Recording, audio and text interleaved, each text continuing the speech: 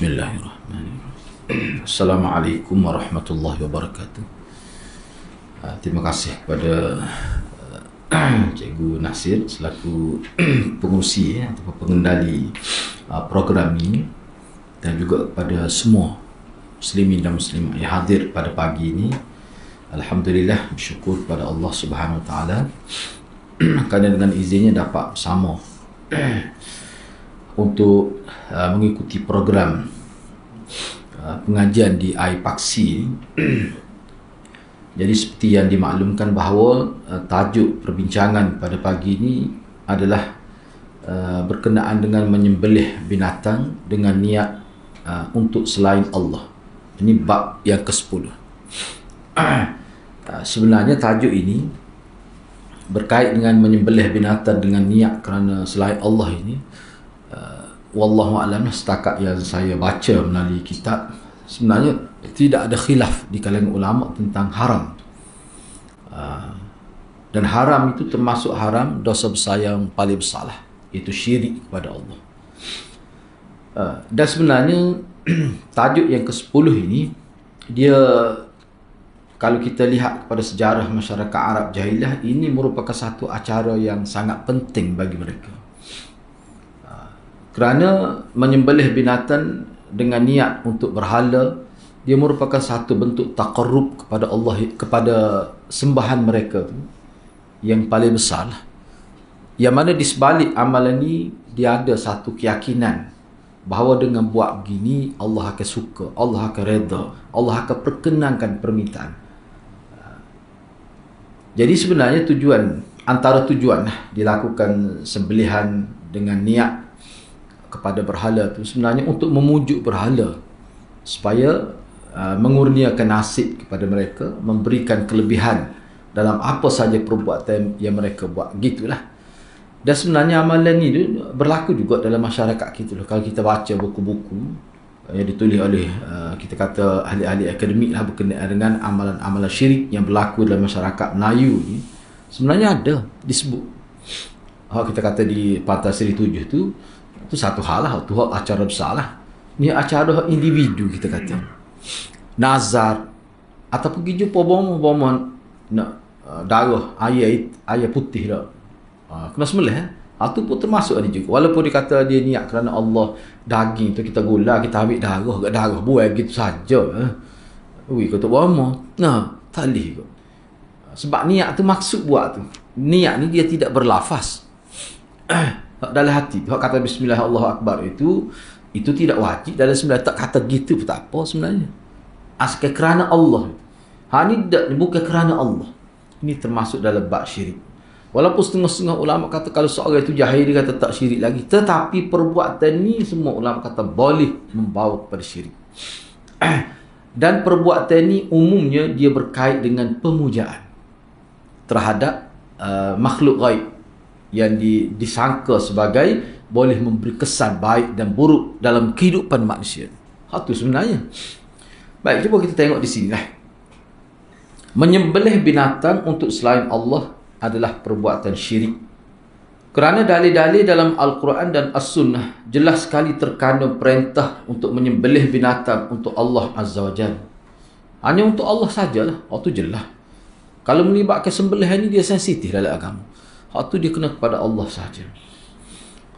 Dan wajib diikhlaskan kerana mengharapkan redha Allah. Sebagaimana dalil-dalil daripada Al-Quran dan As-Sunnah jelas sekali menunjukkan hal tersebut dalam masalah salat. Lebih dari itu, Allah Ta'ala telah menyertakan penyebutan menyembelih binatang dengan salat dalam beberapa ayat. Mana dalam ayat Quran ni, kadang-kadang dalam satu ayat tu Allah sebut mesti ikhlaskan kepada Allah, disebut salat, kemudian diiringi dengan sembelihan. Diiringi dengan sembelihan. Ini sebenarnya sebagai satu isyarat bahawa seperti mana salat kalau dibuat tu bukan kerana Allah. Bukan kerana Allah ni bukan makna riak di sini, jangan silap faham. Riak tu satu perkara. Riak tu tidaklah jadi syirik akbar yang merosakkan akidah tauhid. Ni salat ni, mana salat ni, salat kerana berhala tu.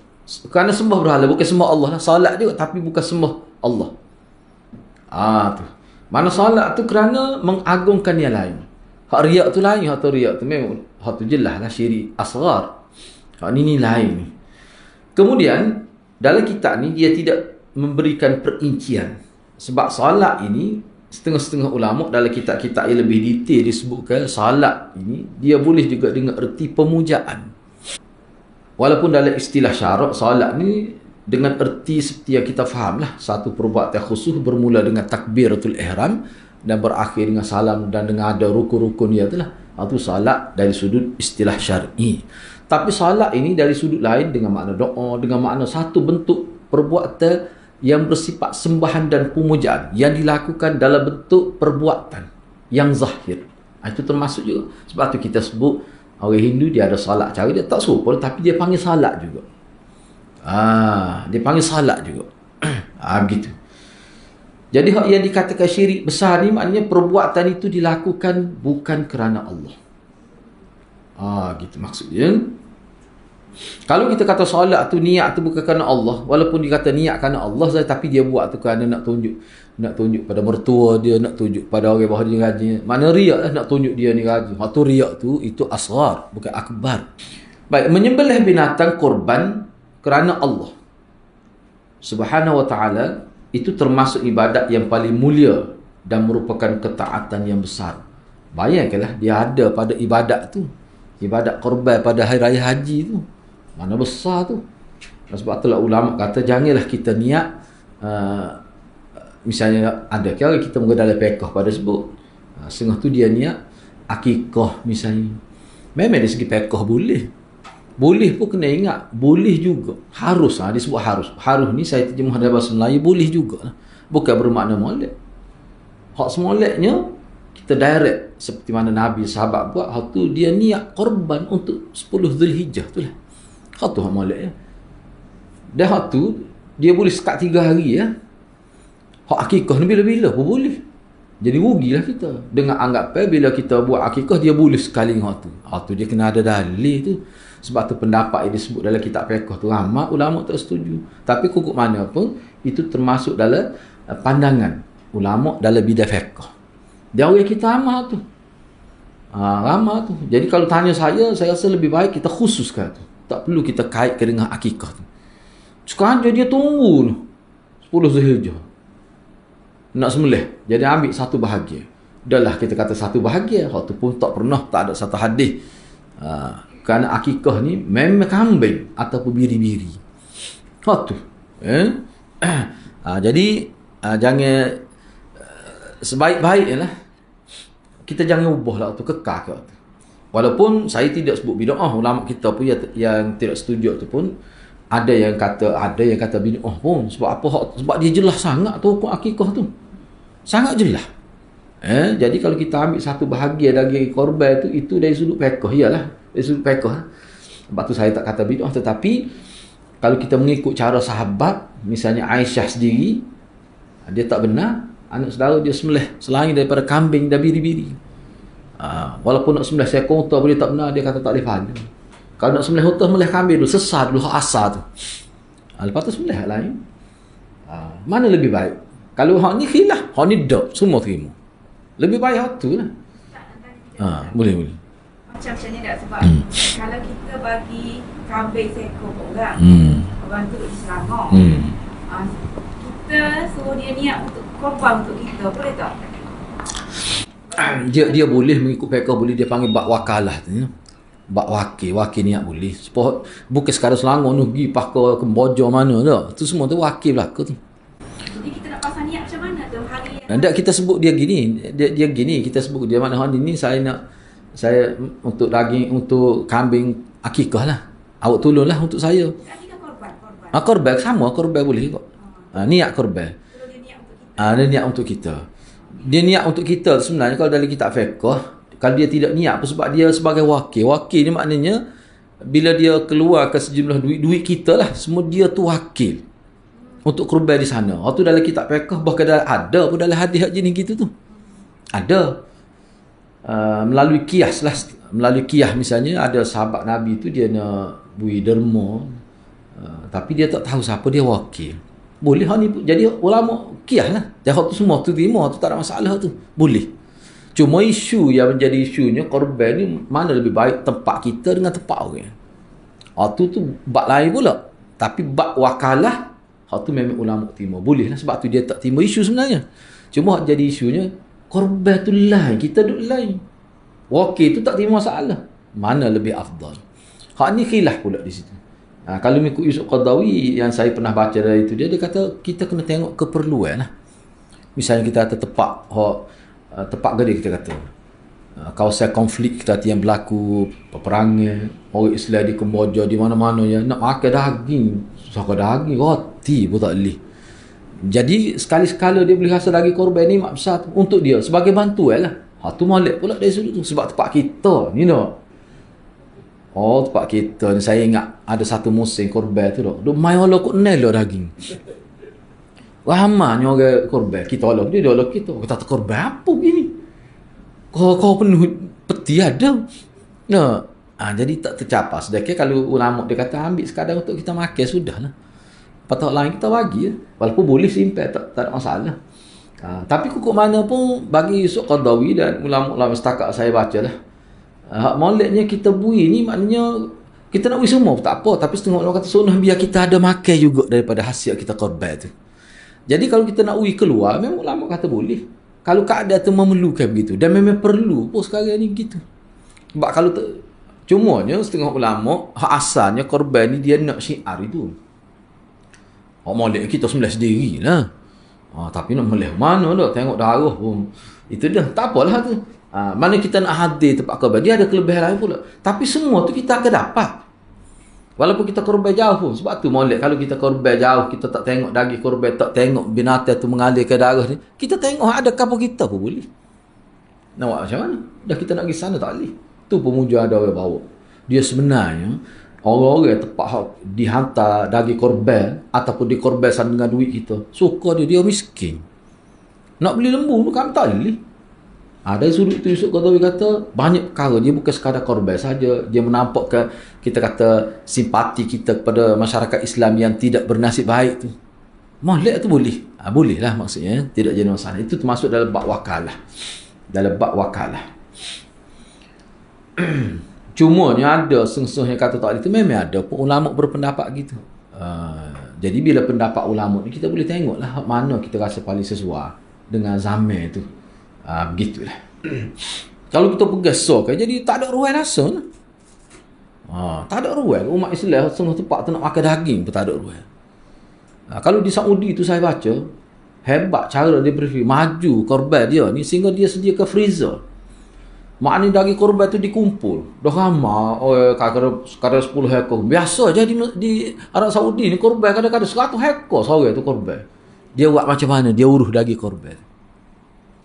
Dia boleh dalam freezer kan. Jadi dia tahu dah orang kapur dia mana miskin. Dia sekilo sebulan.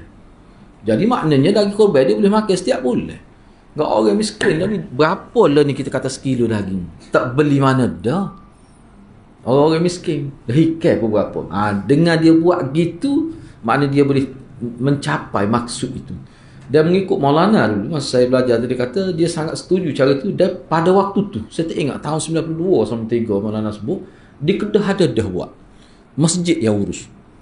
Masjid ni dia cari dana, dia beli freezer besar lah, dan dia urus gitu. Sebab kadang-kadang longgok ke daging korban ni korban banyak sangat. Betul lah, kadang setengah kapur tu boleh katakan hampir semua korban. Kalau kita buat gitu, orang miskin yang kita sudah tahu, sudah ada dalam senarai masjid, boleh bagi setiap bulan kepada dia. Bagus tu. Kita sekira ada pitih ni. No. Tak makan ada daging ni, bahan rosak terus. No. Tapi orang miskin payah. Boleh lah gitu Baik. Cuba tengok di sini lagi. Termasuk dalam hal ini, menyembelih binatang korban kerana Allah SWT itu termasuk ibadat yang paling mulia dan ketaatan yang besar. Kalau nak sebut dari segi falsafah, saya sebut sikit lah dari segi falsafah dia lah. Sebenarnya korban ni sebenarnya selain daripada maksud-maksud kita maklum, dia juga merupakan satu bentuk latihan untuk menunjukkan kesanggupan dalam agama. Itu sebenarnya. Sampai kepada, sebab dia bila melibatkan sembelihan darah tu, dia nampak macam nak membiasakan diri kita dengan jihad. Sebab jihad ni dia berkait dengan mati. Kalau dulu pergi agak nampak kena tetok tu, siapa tubik darah, terbelah kepala. Banyak ke sahabat Nabi ada tu kena tetok sini, siapa mata pedai masuk sakak dia hari-hari. Kalau tidak putus dua. Tubik habis organ yang atas pasir. Jadi sembelih binatang ni kira-kira bila tengok darah tu jadi tak takut. Tu nak ayatnya isyarat kepada jihad perjuangan. Sanggup jihad tu maknanya bukan kita nak pergi tetok orang tidak Islam tu. Tak. Maknanya sanggup segala-gala untuk agama. Dia isyarat situ falsafah dia sebenarnya. Antaranya ni boleh tengok dalam Hikmatut Tasyrik. Ada buku Hikmatut Tasyrik di Kosak tu, ada buku Hikmatut Tasyrik wa Falsafatuhu. Dia bincang apa hikmah di sebalik pensyariatan hukum ni dalam Islam. Kena tahu. Apa yang kita kata ambil wuduk ni basuh hujung anggota. Hak peliknya keteng ambil wuduk. Punggung tak basuh. Apa jadi gitu? Sepatut kita basuh situ lah. Keteng situ kan, bukan tubik di siku. Apa jadi gitu? Semua tu dia bincang dalam tu lah. Baik. Termasuk dalam hal ini apa yang telah dilakukan oleh orang-orang bodoh di Makkah. Tengok bahasa dia, bahasa Indonesia ni. Lembut benar tu. Termasuk dalam hal ini apa yang telah dilakukan oleh orang-orang jahil di Mekah. Agak angin sikit. Iaitu mereka menyembelih binatang untuk makhluk halus yang lain, makhluk ghaib yang lain, misalnya jin dan sebagainya, ataupun jembalan yang menjadi peliharaan mereka. Dia sebenarnya bagi mereka mereka kita kata berkawan dengan jin dan sebagainya, mereka ada kepentingan duniawi. Ada kepentingan dia nak tanya masalah ke apa. Dah tu dia tengah tu. Sepatut umur kita lah ni. Kita tak apa. Sebab tu dia istilah jamu. Dia makan ke. Hak itik tu lah. Itik sekati tu lah. Dia makan tak nampak ni. Dan saya pernah tengok. Dia ikut celah kaking. Tua dah. Kita kata makan nasi. Lagu ni. Ya kau mau kata apa lah duk pergi. Orang tahulah kapu tu dia jenis merah orang tua lah. Kita pun duk pergi rumah dia saja ya. Dia tua benar lah. Kita budak-budak. Terus saya tengok dia. Hodoh pelik nampak. Terbuat klik buat lagu tengok cumi tu dah. Hodoh pelik nampak. Dia colok kaki ni makan. Lepas tu dia makan gini. Ya Allah dulu kau kawan tu. Tak nampak ke apa kita kata kita duk kata gila orang tua ni no. Rupanya dia duk jamu tu.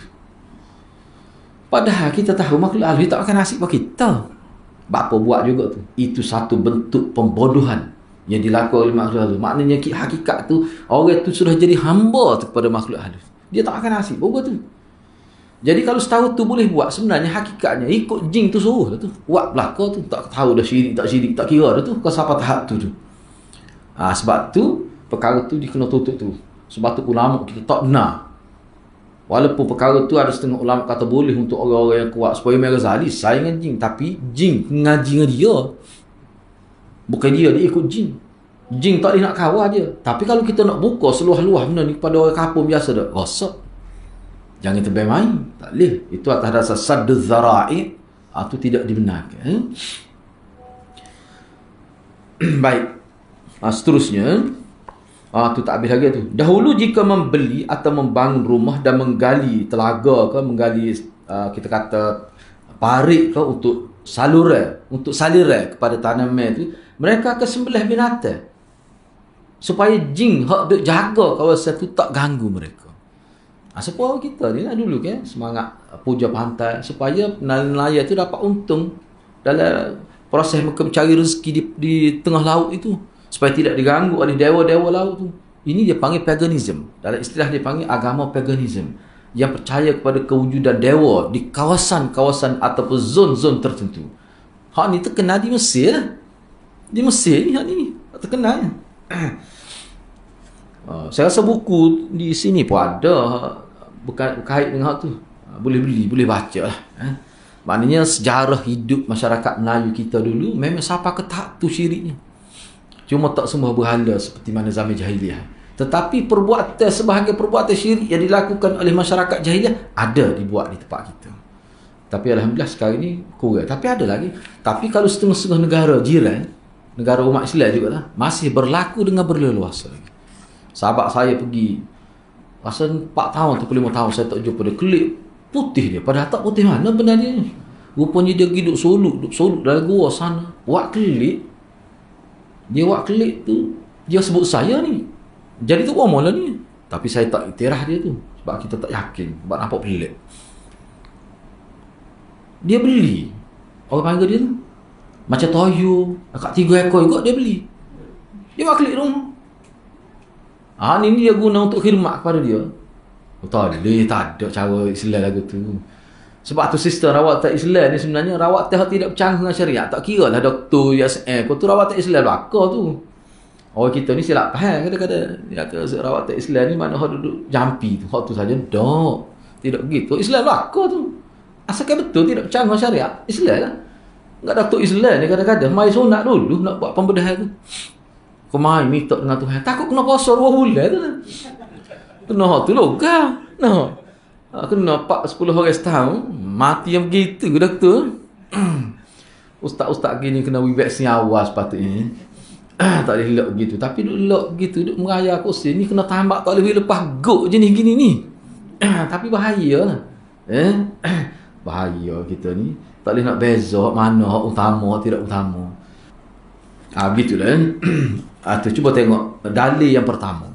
Tadi muqaddimah ni dalil yang pertama dalam surah Al-An'am. Allah berfirman. Kita nak baca semua ni lah dalam doa iftitahnya.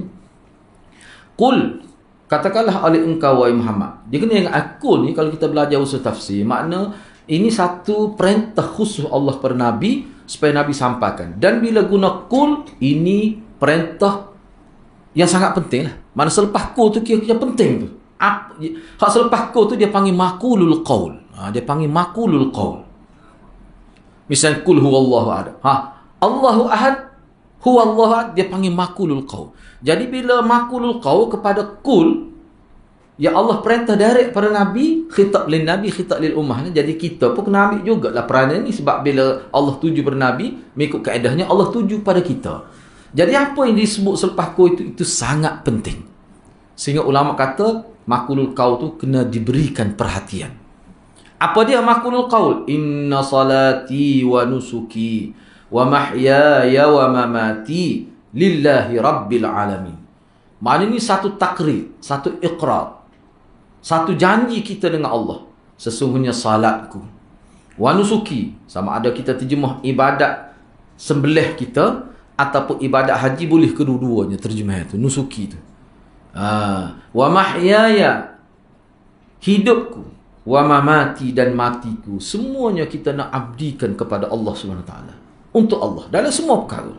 Dan ini sebenarnya terzahir dalam kehidupan umat Islam sebenarnya. Setiap apa kita nak buat, nak akad ni, nak minum, baca bismillah, semua dengan bismillah. Kalau tak ingat doa-doa khusus Nabi ajar yang banyak tu, kita sebut bismillah tak apa dah. Tu ayatnya tauhid, semua kita buat kita baca bismillah. Jadi orang yang faham perkara itu, falsafah bismillah, dia sentiasa buat bismillah, payah nak berlaku syirik pada dia. Kalau payah sungguh, hak tu tujuannya. Dah payah dia nak buat maksiat, dan nak buat apa-apa bismillah. Semua bismillah. Tu falsafah bismillah sebenarnya. Dan bismillah ni dia boleh untuk semua perkara. Walaupun adalah misalnya sembelih dia tak sebut bismillah. Bismillah Allahu Akbar. Bukan Ar-Rahmanir Rahim, tidak. Adalah tu. Tapi tempat lain boleh katakan begitu. Bahkan tak ingat nak masuk bilik air pun baca bismillah boleh. Semua ulama kata boleh. Tak ingat masuk bilik air nak baca doa ke dia. No. Bismillah. Ayatnya besarnya falsafah bismillah tu. Ayatnya apa yang kita buat semuanya lillahi rabbil alamin.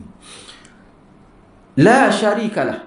Dia tak sudah setakat itu, dia tak cukup setakat itu. Dalam masa yang sama dia kena jauhi diri daripada syirik. Tak ada hak boleh hak kita kata sekutu, hak sama dengan Allah, tak ada. Walaupun sebesar zarah pun. Itu i'tiqad tu takrir. Nak kali semaya sebut tu.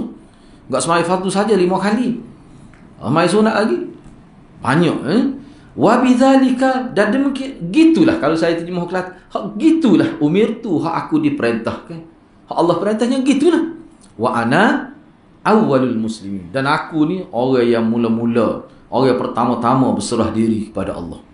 Pertama-tama tu ulama kata maksud pertama-tama tu maknanya sebagai isyaratnya segera. Sama-sama gitu. Pada pertama warna kita ni tak tahu bilangnya berapa dah. Baik, tak apalah. Itu dalil yang pertama. Baik, cuba tengok syarah dia. Allah Azza wa Jalla memerintahkan nabinya untuk mengatakan kepada orang-orang musyrikin, Jadi rupanya ayat ni Allah perintahnya bukan sekadar sebut pada orang Islam. Kita kena faham lah. Setiap kali ayat tu, kalau kita baca dalam kitab ulum Quran ke, usul tafsir ke, memang Nabi ni bila turun ayat Quran, dia arah sahabat dia pergi baca pada orang kafir. Hak peliknya orang kafir tunggu wahyu. Kadang-kadang kalau tak ada sehari dia tanya, tak ada bunyi hari ni. Dia tanya. Sayyidina Ali ni antara yang disebut sahabat Nabi yang ditugaskan untuk sebut Quran. Bila turun ayat Quran, wahyu pergi baca pada orang kafir. Lepas tu letak pula di papan kenyataan di Masjid Madinah, hak nama Ustuanah disebut dalam Sahih Bukhari kan. Dia ada di tiang masjid tu satu papan kenyataan. Manakala ayat Quran tu sahabat-sahabat boleh nulis akan ditulis situ. Mana-mana sahabat bila pergi masjid dia akan pergi ke tempat tu nak tengok ada wahyu baru ke tidak hari ni. Tu. Jadi makna orang tidak Islam ni sebenarnya kalau kita berapak dengan dia lah di pejabat ke apa, kena baca ayat Quran. Baca biar dengar. Tak seduk hurang gitu sabut dia. Makna pandai-pandai tapi biar dia dengar ayat Quran. Lepas tu kalau dia nak sebut Allah, biar dia sebut tak apa. Tak apa tu. Tapi biar dia sebut dengan betul lah. Gitu sebenarnya. Maknanya pendedahan Al-Quran pada non-Muslim zaman Nabi itu berlaku dengan meluas. Baik, cumanya beginilah. Cumanya begini. Kalau kita dedah ayat Quran kepada kita kata non-Muslim tempat kita ni, ada faedah ke tidak? Sebab apa kalau zaman Nabi ada faedah? Sebab dia orang Arab. Mereka tu terdiri di kalangan penyair-penyair. Baca kadang-kadang dia lebih faham daripada orang Islam makna tu. Sebab dia lebih mahir bahasa Arab. Tapi kalau baca bercina, dia jual kain sini. Cepat tu dia pula kata acu terjemah. Kita pula terjemah tak boleh. Lepas molek. Jadi maknanya pendekatan dakwah tu. Jadi kalau kita nak ambil dari segi orang panggil fiqh sirah, kita kena proses maklumat tu. Tak boleh kita nak buat street, nak buat zahir. Dulu Nabi suruh baca, kita pun suruh baca. Pok dia neng apa lah tak erti orang ni. Aku bahasa Arab buta, tak erti. Pergi baca Quran. Maknanya pendekatan tu kena lain lah. Tak boleh kita tiru sebiji gitu. Tapi kok mana pun maksudnya kena sampai kepada orang tidak Islam wahyu ni. Lagu mana? Dia tak serupa dengan zaman Nabi. Kalau zaman Nabi baca gitu pun tak apa. Kadang-kadang dia lebih faham. Misalnya dalam riwayat sebut Abu Jahal lah, Abu Jahal ni antara ayat dia pun ni Al-Qari'ah ya. Apa maksud? Dia tahu makna Qari'ah di segi lughah. Abu Jahal ni penyair. Syair dia digantung di kelambu Kaabah disebut. Hebat dia tu orang Arab dulu. Kalau kalau tidak penyair, tidak boleh berbahasa dengan bahasa yang menarik, tak boleh jadi pemimpin. Syarat pada waktu tu. Nak ayatnya kedudukan bahasa pada waktu tu. Walaupun tak boleh nulis pun, tapi bersyair boleh. Sebab hal tu jika nadi masyarakat dia. Sebab tu Quran tu dan sebenarnya itulah maksud Allah, jadikan bahasa tu menjadi minat masyarakat. Sebab Allah sebagai pensedia awal untuk turun wahyu terakhir dalam bentuk bahasa, dalam bentuk ilmu, dalam bentuk maklumat. Jadi kalau kita nak tiru sebiji gitu, kita nak baca pada masyarakat kita tempat sini, hak Cina tu, hak kecek Melayu pun tak teller lah gitu tu. Soh ke bahasa Arab tak tercapai maksud. Jadi maknanya kena fikir dari sudut lain lah. Kena fikir dari sudut lain. Tapi kalau masyarakat Arab zaman Nabi gitu ada kesan. Cuba tengok Sa'ab bin Mu'ah. Mus'ab baca ayat Quran sama sedah berimeh. Tak ada habis baca, tutup mulut kau itu bobo pada dan sekat ni. Ni kau orang panggil Qurannya dia tanya. Berimeh selalu. Itu juga berimeh. Hak peliknya bila berimeh tu dia kata dia akan pergi ke setiap buah rumah nak sampai ke Quran. Selalu. Dalam tempoh 9 bulan 85 buah rumah mengikut satu maklumat dalam sirah lah. 85 buah rumah masuk Islam dengan jasa dia. Sa'ad bin Mu'az bersama dengan Mus'ab itu. Ayat ni kedudukan Quran tu. Baik. Jadi hak ni bila pergi baca ayat ni, inna salatu, dia faham selalu. Maksud tu patu bahasa pula Allah menarik lah. Moga bahasa wahyu. Jadi Allah Subhanahu Wa Taala memerintahkan nabinya untuk mengatakan kepada orang-orang musyrikin yang menyembah selain Allah dan menyembelih untuk selainnya, sesungguhnya aku mengikhlaskan untuk Allah salatku, sembelihanku dan segala hal yang berupa keimanan dan juga amal soleh yang aku buat, yang aku hidup dan mati aku di atas amal soleh itulah. Semuanya itu aku tujukan hanya kepada Allah Subhanahu Wa Taala semata-mata. Dan aku tidak mensyirikkan Allah dengan sesuatu apapun. Bertitik tolak dengan kesyirikan yang kalian berada di atas syirik tersebut. Bertolak belakang ni maknanya bukan makna bertolak, maknanya tak sama. Aku buat ni tak serupa dengan hak muduk laku ke hak syirik tu. Itu maksudnya. Jauh sangat. Sebab kalau kita perhatikan dah, hak tu juga orang kafir buat pun. Semaya, hak dia panggil semaya. Hak tu juga, cuma bezanya dia buat tu kerana berhala. Kita buat ni kerana Allah tu ya. Benda tu juga. Sebab tu bila dia masuk Islam, dia tahu dah adanya salat. Dia tahu dah adanya doa. Dia tahu dah ada dalam bentuk nazar. Semua dia tahu. Cumanya ubahnya daripada kerana berhala, kerana Allah. Itu saja. Jadi tidak maksud. Sebab tu bila seseorang itu masuk Islam, sebenarnya, ni pengalaman guru saya terlibat dalam perkim lah. Saya pernah tanya, ni guru ustazah saya dulu, bila dia mengajar saya, kemudian selepas tu, saya tak ingat, masa tu umur dia 30 lebih, dia pun terlibat dengan perkim. Sekarang ni dia sakit, terlibat dengan perkim. Dia cerita lah, rupanya dia kata, bukannya payah sangat pun. Bila dia telah masuk Islam, misal bila sebut semaya, dia akan tanya kita, dia tak tanya semaya itu apa. Dia tak tanya. Bahkan dia tanya lagu mana semaya. Hak dalam Islam. Makna ada dah semaya dalam ketika dia tidak Islam. Sebab tu dia tanya lagu mana semaya. Lepas tu lagu mana nak berdoa bila masuk Islam. Doa tu ada dah dalam agama dia pun. Jadi maknanya mudah. Jadi Islam ni dia ubah sikit ya. Okay. Kalau kita tanya awak doa ke, mesti dia minta amalat. Minta mak dia biar sihat. Kita kata hak tu juga, cuma minta kepada Allah. Daripada minta kepada selain minta tu ya. Maknanya ubahnya ke dia hakikatnya niat. Ubahnya adalah niat. Tu. Daripada niat itulah dia akan pergi segala-galanya. Pergi ke arah itulah berdasar pada niat kita tu lah. Tu. Kemudian baca Quran apa semua tu, dia pun ada bacaan, dia ada wirid dia juga. Sebenarnya orang tidak Islam ni adalah bacaan dia. Saya pernah pergi, kalau tempat saya tu di SU3 tu, dia ada satu perumahan ni besar lah situ, antara hak besar lah. Bahkan di seluruh Selangor situ lah paling besar tempat rekreasi pun. Algrimina tu. Algrimina disebut tu. Jadi kita pergi situ, saya pernah pergi pagi tu selepas subuh kita pergi jogging tu, memang aman. Beberapa orang lah. Dia duduk di kawasan terbuka tu, dia duduk semaya, kita pergi dekat dia. Dia ada bacaan dia, cuma kita tak faham. Saya dengar, dia ada. Berapa-berapa dia sebut. Dia sebut kita dengar. Dia pun paling kelih kita. Kita pun pakai dia kata, maya juga ni kali ni lah.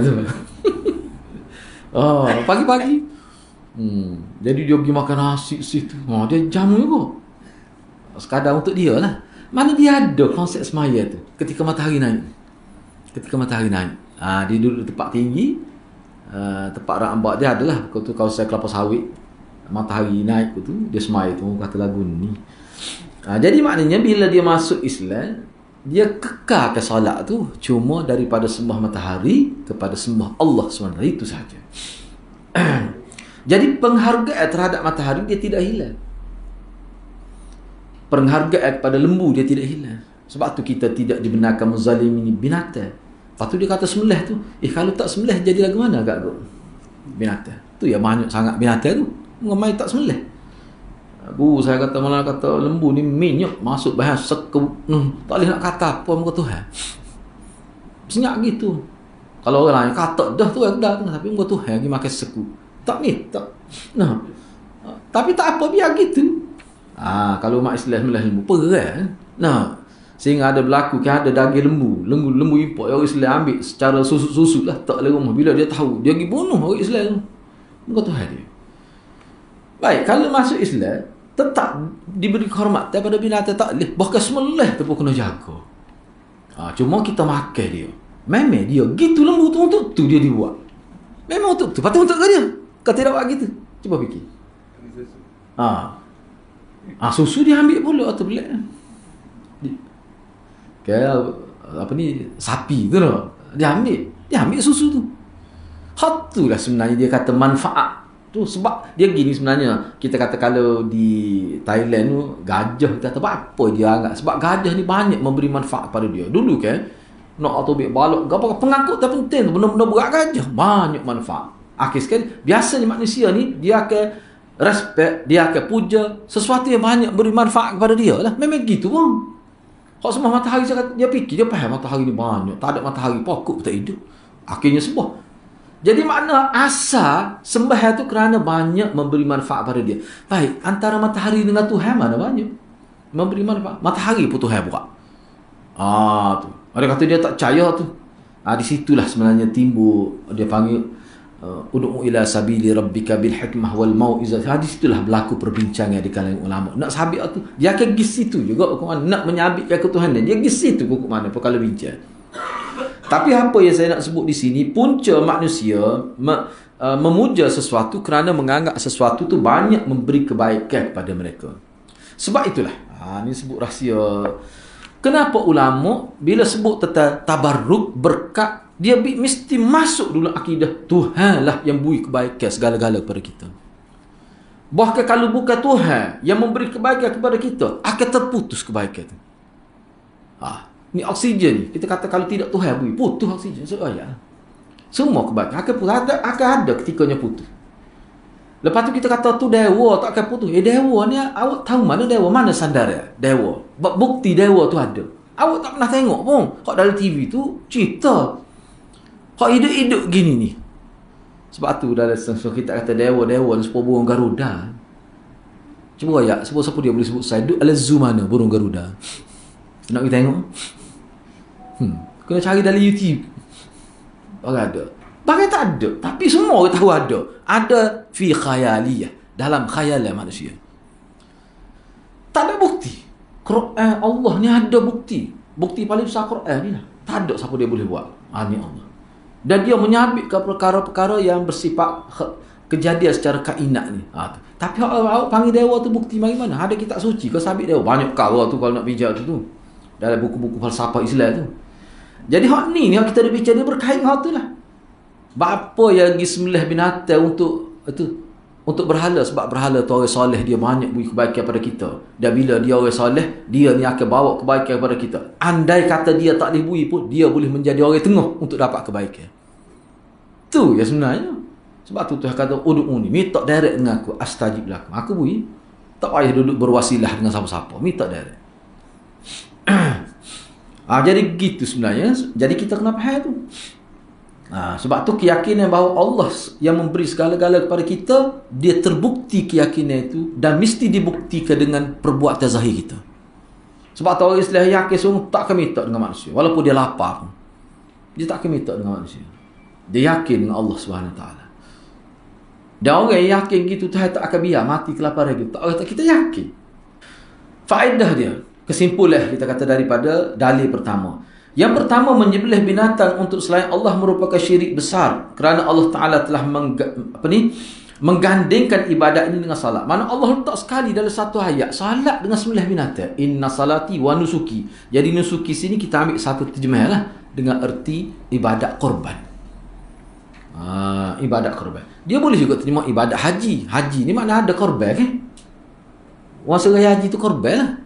Cuba tengok sepah ni lah dia hurah tu. Gitu.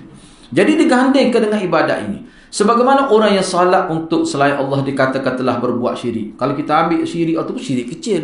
Kalau tidak syirik besar, paling kurang pun syirik. Syirik kecil. Demikian juga orang yang menyembelih binatang untuk selain Allah, maka dia telah berbuat syirik. Ini memang syirik besar. Kecuali dia korban itu dengan maksud nak tunjuk pada orang. Tu dia panggil syirik asghar lah. Panggil riak itu. Hak ni hak kita duk bincang ni bukan hak tu. Hak kita duk bincang ni syirik dia buat tu kerana hak tu, dengan maksud hak tu. Bukan nak tunjuk-tunjuk supaya riak tu, tidak. Berat lagi pada tu penyakit ni. Tu dipersembahkan kepada berhala itu. Tu syirik akbar.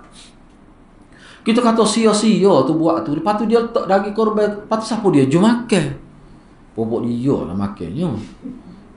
Hak jaga berhala tu. Cuma kalau hak letak kakamah tu, sebab zaman Arab jahiliah ni dia lebih besar daripada korban lagi, makna dia sedekah dia panggil sedekah juga. Tabarruk tu dia letak kakamah di depan berhala, lepas tu dia klik. Lepas tu siapa dia hak tembok tu? Hak dia ambil artinya kebah siapa? Hak jaga berhala tu lah. Dia untung waktu. Tu penunggang agama dia panggil. Apa tu kebahnya? Ada juga ke zaman sekarang ni tu, apa ni kita kata orang agama hak jenis kebah dua orang itu ada. Tu kita bincang semula tu. Tu. Yang kedua, solat dan menyembelih binatang korban termasuk ibadat yang paling besar, paling agung. Sebab tu taklih ni dia gini, dia melibatkan sembelihan dalam semua agama dia. Tak tahu apa. Pelik ngerti. Rupanya fitrah juga bagian ini. Semua agama ada.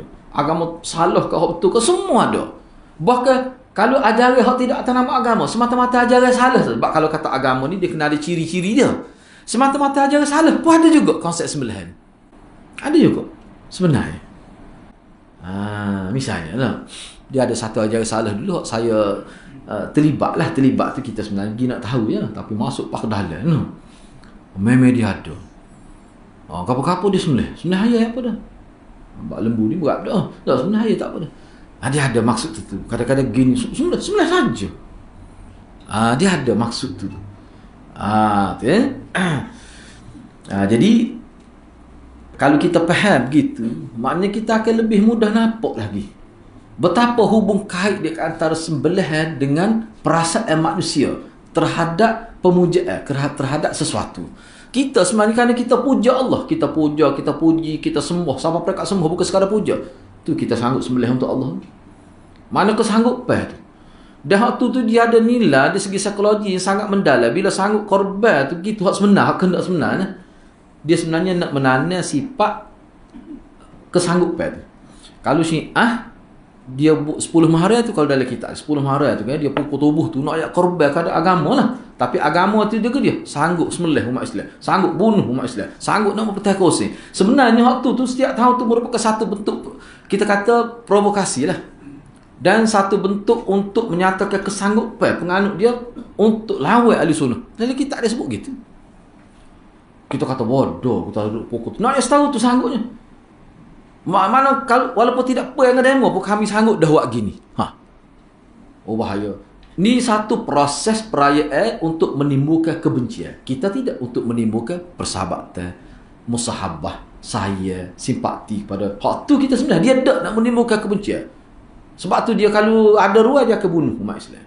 Ajaran dia gitu. Mana ada ajaran lain gitu.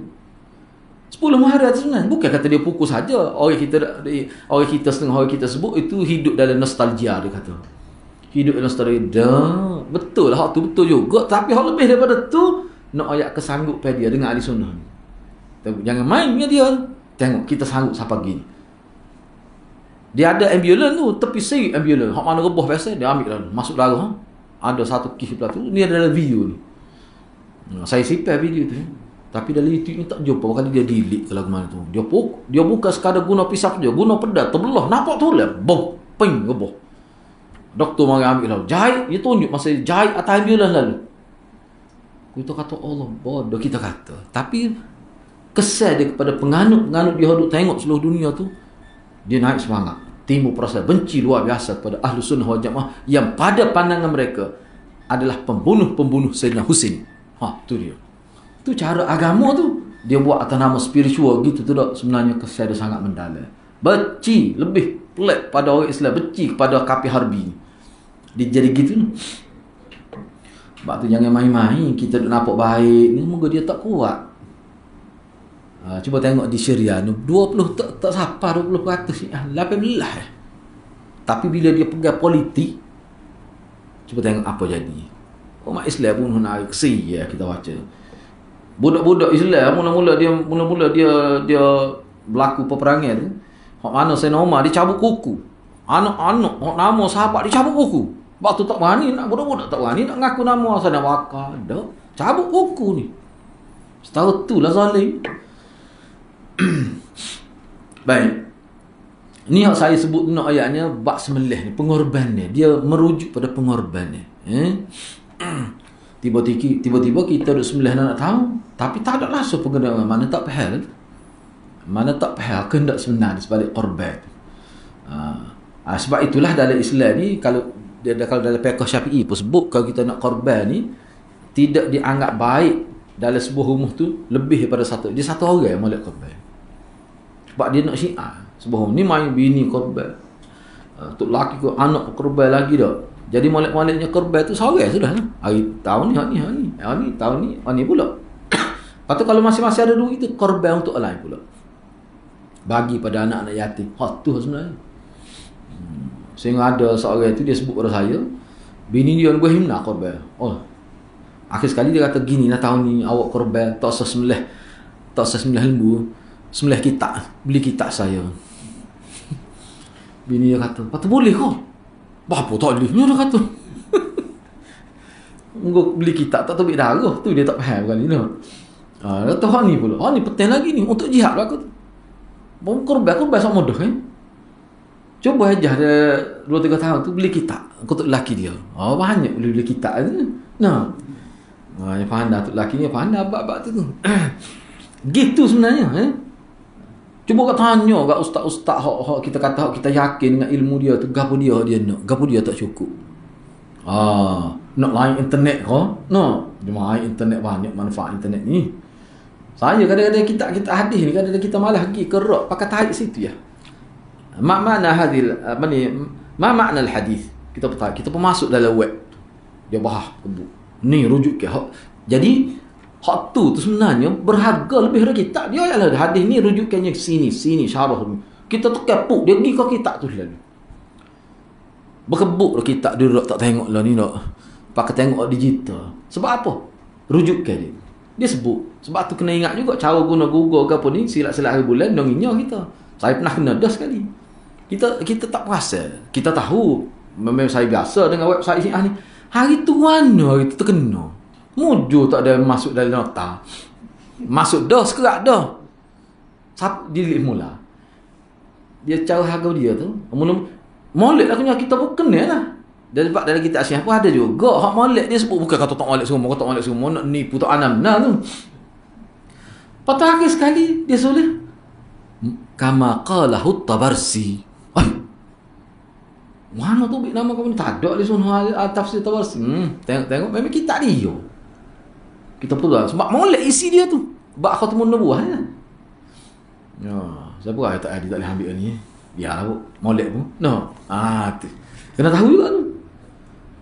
Lepas tu ada kadang-kadang dia memberi satu gambar yang buruk. Sikit je dia wui. Molek banyak. Beberapa muka surat molek. Sikit je dia wui. Kita pun cek lalu. Dia punya website Syiah. Aku nak beringat. Kalau tu Syabakatul Fikri, tu tak salah. Kalau dia ada link, banyak-banyak dia ada tulis hujud. Syabakatul Fikri. Sah dah tu Syiah. Boleh tahu lagi. Bahkan kalau kita masuk web utama di Syabakatul Fikri ni, semua kitab Syiah ada situ. Dalam versi baru, sangat menarik. Catatkan dia. Sangat menarik. Jadi kena. Tapi kok mana banyak misalnya kita fasalli li rabbika wanhar kita tahu dia ketubik kenyataan ulama ni dalam kitab tafsir gini ulama hura. Mana banyak dia menariknya sebab apa? Bukan rakikah, bukan rapuh huraya dia sebab dia link kepada pandangan ulama dalam kitab asal. Tu bagus tu. Tu kata tu. Enggak kalah ambil internet 50 ya tak agak tu. Benda-benda gitu dah biar kita tahu. Memang ustaz kita nak kitab aku dia misalnya kau lagu mana. Mana kita sediakan benda-benda tu termasuk dalam ribat kita mana berada di ruang jihad itu sebenarnya. Misalnya sini kita majlis gapo dia keperluannya. Waktu bagi saya kalau nak banyak lepas ni kalau ada kitab-kitab baru nak buat kuliah ni biar pokok kita ada sponsor. Misalnya seorang tu dia sponsor untuk 10 orang boleh pahala dia tak semari ngaji dekat orang. Dah kalau suruh mari boleh tak mari baik kata kita lalu. Tak apa kita beli kitab. Beli borong gitu lalu. Ni ustaz kita tulis kitab 1000 pun 4 tahun tak habis jual. Tak lagi sikit rabuk. Tengok kau ramai tak ada siapa. Nak ni kalau beli 10 butir sehari habis licin 10,000 kitab ustaz ni. Ni tak beli. Tu besar pun pakak dengan bini.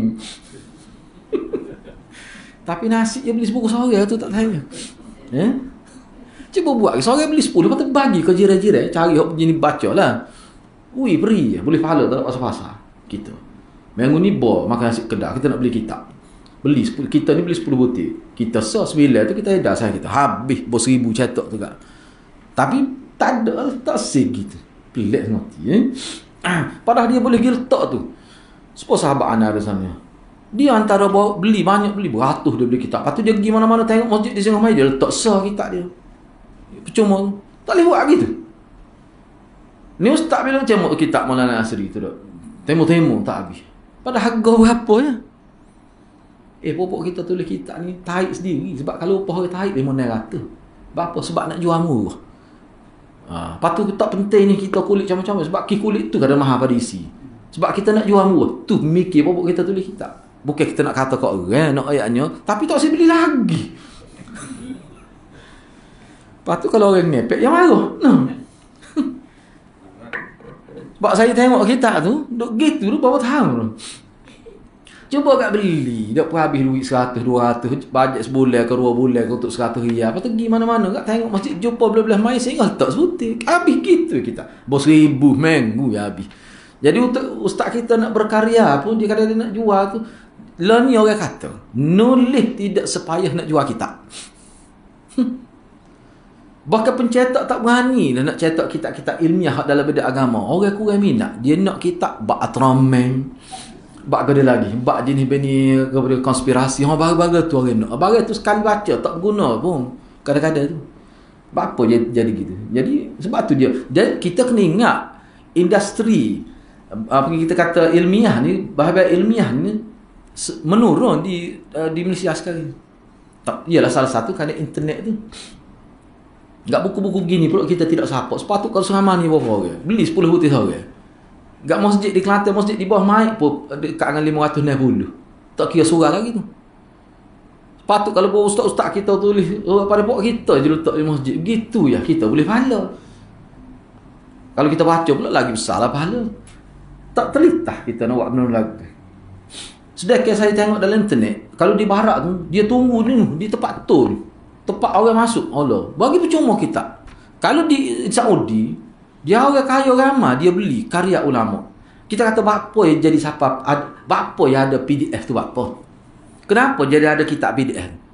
Apakah penulis tu mudah-mudah saja nak uya orang ada? Tak. Ada orang kaya beli karya dia. Lepas tu dia upaskan yang masuk. Jadi dibayarlah. Sebab tu penulis-penulis sana dia tak perlu kerja. Dia kerja nulis. Sebab apa? Sebab dia dihargai dengan dibayar. Dengan bayar itulah dia boleh guna untuk kehidupan dia je. Tidak kata petai jual ya penulis ni. No. Sebab apa tu tak ada dah. Tak ada untung. Untung ni maksud saya untuk membiayai keperluan hidup dia. Tu ya sebenarnya. Sebab buku Maulana tu banyak bertimbang tak habis.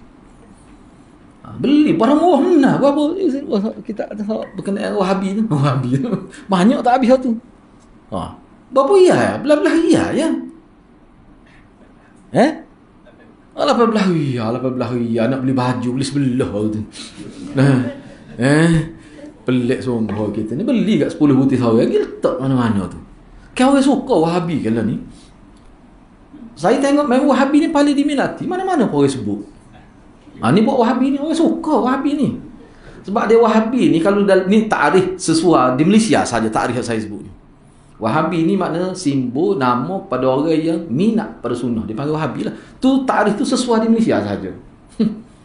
Luar mungkin tak sesuai. Sebab tu kalau nak suruh orang sebut kita berwahabi lah. Gitu.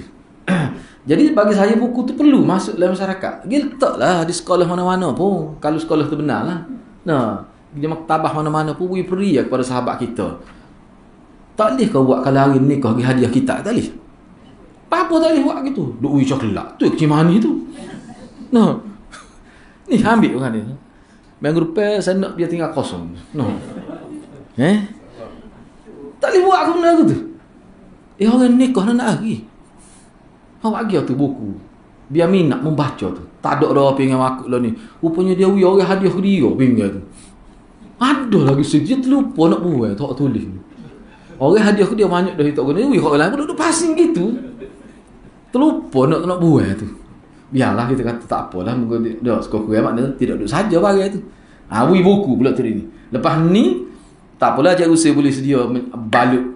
Cikgu saya tolong balut. Tak apa. Nak pergi nikah ni nak 2 set. Apa tak boleh buat gitu. Tu proses kita nak menyemarakkan budaya membaca lah kita di kalangan masyarakat tu. Bui buku Wahabi tu. Pertama kalau kita tengok ni nampak suka sangat sebut Wahabi, hadiah tu masa dia nikah kau ngek kau anak dia kau. Apa ke dia? Tadi. Ni kau dulu jauh model lama tu. Saya rasa baik gitulah. Barulah kita membantu ustaz-ustaz kita ni. Ustaz kita ni tak minta selalu ayat lah. Sebab dia baca dah hadis. Nabi tak suka. Orang duk minta-minta je. Jadi dia tulis kitab merah putih-putih mata. Kita beli sebutir pakak sekeluarga. Nak cetak 1000 pun 4 tahun tak habis. Umur sak nasi ni bertemu lagi kitab tak habis. Dia kata sekadar lepas, sekadar tidak rugi je. Tapi nak buat kuliah kat, tulis, buat nota, akhir jadi kitab. Pok kita tak boleh. Nah, gitu ya. Patu hotu tu korban juga tu. Cuma tidak semelih. Pelik ngerti. Bos 1000 tu kat Al-Matta ya habis. Saya rasa kena buat gitu dah. Saya tak tahu duk main lagu ni. Lepas tu nak sebut kembali dah, nak kecek takut. Nak halau kita pun takut juga. Tak kena gitu. Biar ada perubahan. Biar ada perubahan. Baik, cuba tengok lagi sini. Tu bahagian ngepek sikit lah tu, kira-kira tu. Nah. Tapi bak korban juga tu. Musim raya ni ramah klik bunyi khabar ni. Tunggu di Pasir Putih lagi. Pakat ui kita kok nela gitu ya. Tak boleh buat gitu. Ni duk ui air botol saja. Ui sekali ni bisa kita tu. Ya klik. Orang kita baca kalau ui beri, so ayat dia baca. Memang dia baca. Tamu-tamu kalau tajuk menarik dia baca. Sekoknya dia tahu budaya kita berubah. Maknanya pemahaman tahap kita kata galak ke membaca tinggi sehingga sanggup orang korban saja kita. Bapa tak boleh buat gitu. 10 putih seorang. Tinggal meja ya kena tinggal. Kena buat gitu. Kalau tidak rasa duduk sahur lah ngaji Bukhari. Tak ada makna tu. Pakai nak suruh Maulana ya mungkin dia tulis kitab. Faham. Tapi payah-payah orang gitu ni. Tu masalah. Tak apalah nak tulis ayat lah. Baik, seterusnya cuba tengok lagi. Wajib ikhlas. Yang ketiga tu wajibnya ikhlas kerana Allah dalam semua ibadat. Ni dia panggil miftah, kunci kepada penerima ibadat. Tu tak lagi dia. Tak payah sebut tu sebenarnya. Cuma sebut tu sebagai tazkirah. Yang keempat, ibadah adalah tauqifiyah. Ibadat tauqifiyah. Tauqifiyah ni dia sebut sini, saya baca sini dulu. Ibadat adalah tauqifiyah, iaitu menunggu perintah dari pembuat syariat, yakni Allah. Kerana di sini Allah berfirman, dan demikianlah yang diperintah kepadaku. Tauqifiyah ni gini. Kalau saya tengok tauqifiyah ni sesuatu ibadat tu dia kena ada dalil dulu baru boleh beramal. Mana terhenti untuk diamalkan dalam bentuk ibadat bila ada dalil. Tak ada dalil tak boleh. Tu dia panggil tauqifiyah gitu. Itu dalam istilah dia. Tapi kalau dalam bab makan ni halal, kecuali ada dalil yang mengatakan dia tidak boleh makan kerana sebab-sebab tertentu. Jadi haram lah kalau ada sebab tu. Misalnya bahaya kepada kesihatan, ada racun dan sebagainya.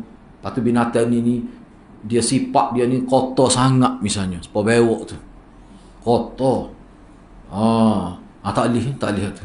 Sebab apa? Takut jadi kesal pada tubuh tu. Kesal pada minum banyak kali. Tu tak boleh. Kalau kotor dah. Kita tutup air kapung tu lebih kurang bewok tu. Tidak seperti bewok lah sikit tu. Tapi kau nak kira berat juga tu. Tak ada gamuk. Kita kata, gitulah ustaz dia tinggi zat tu.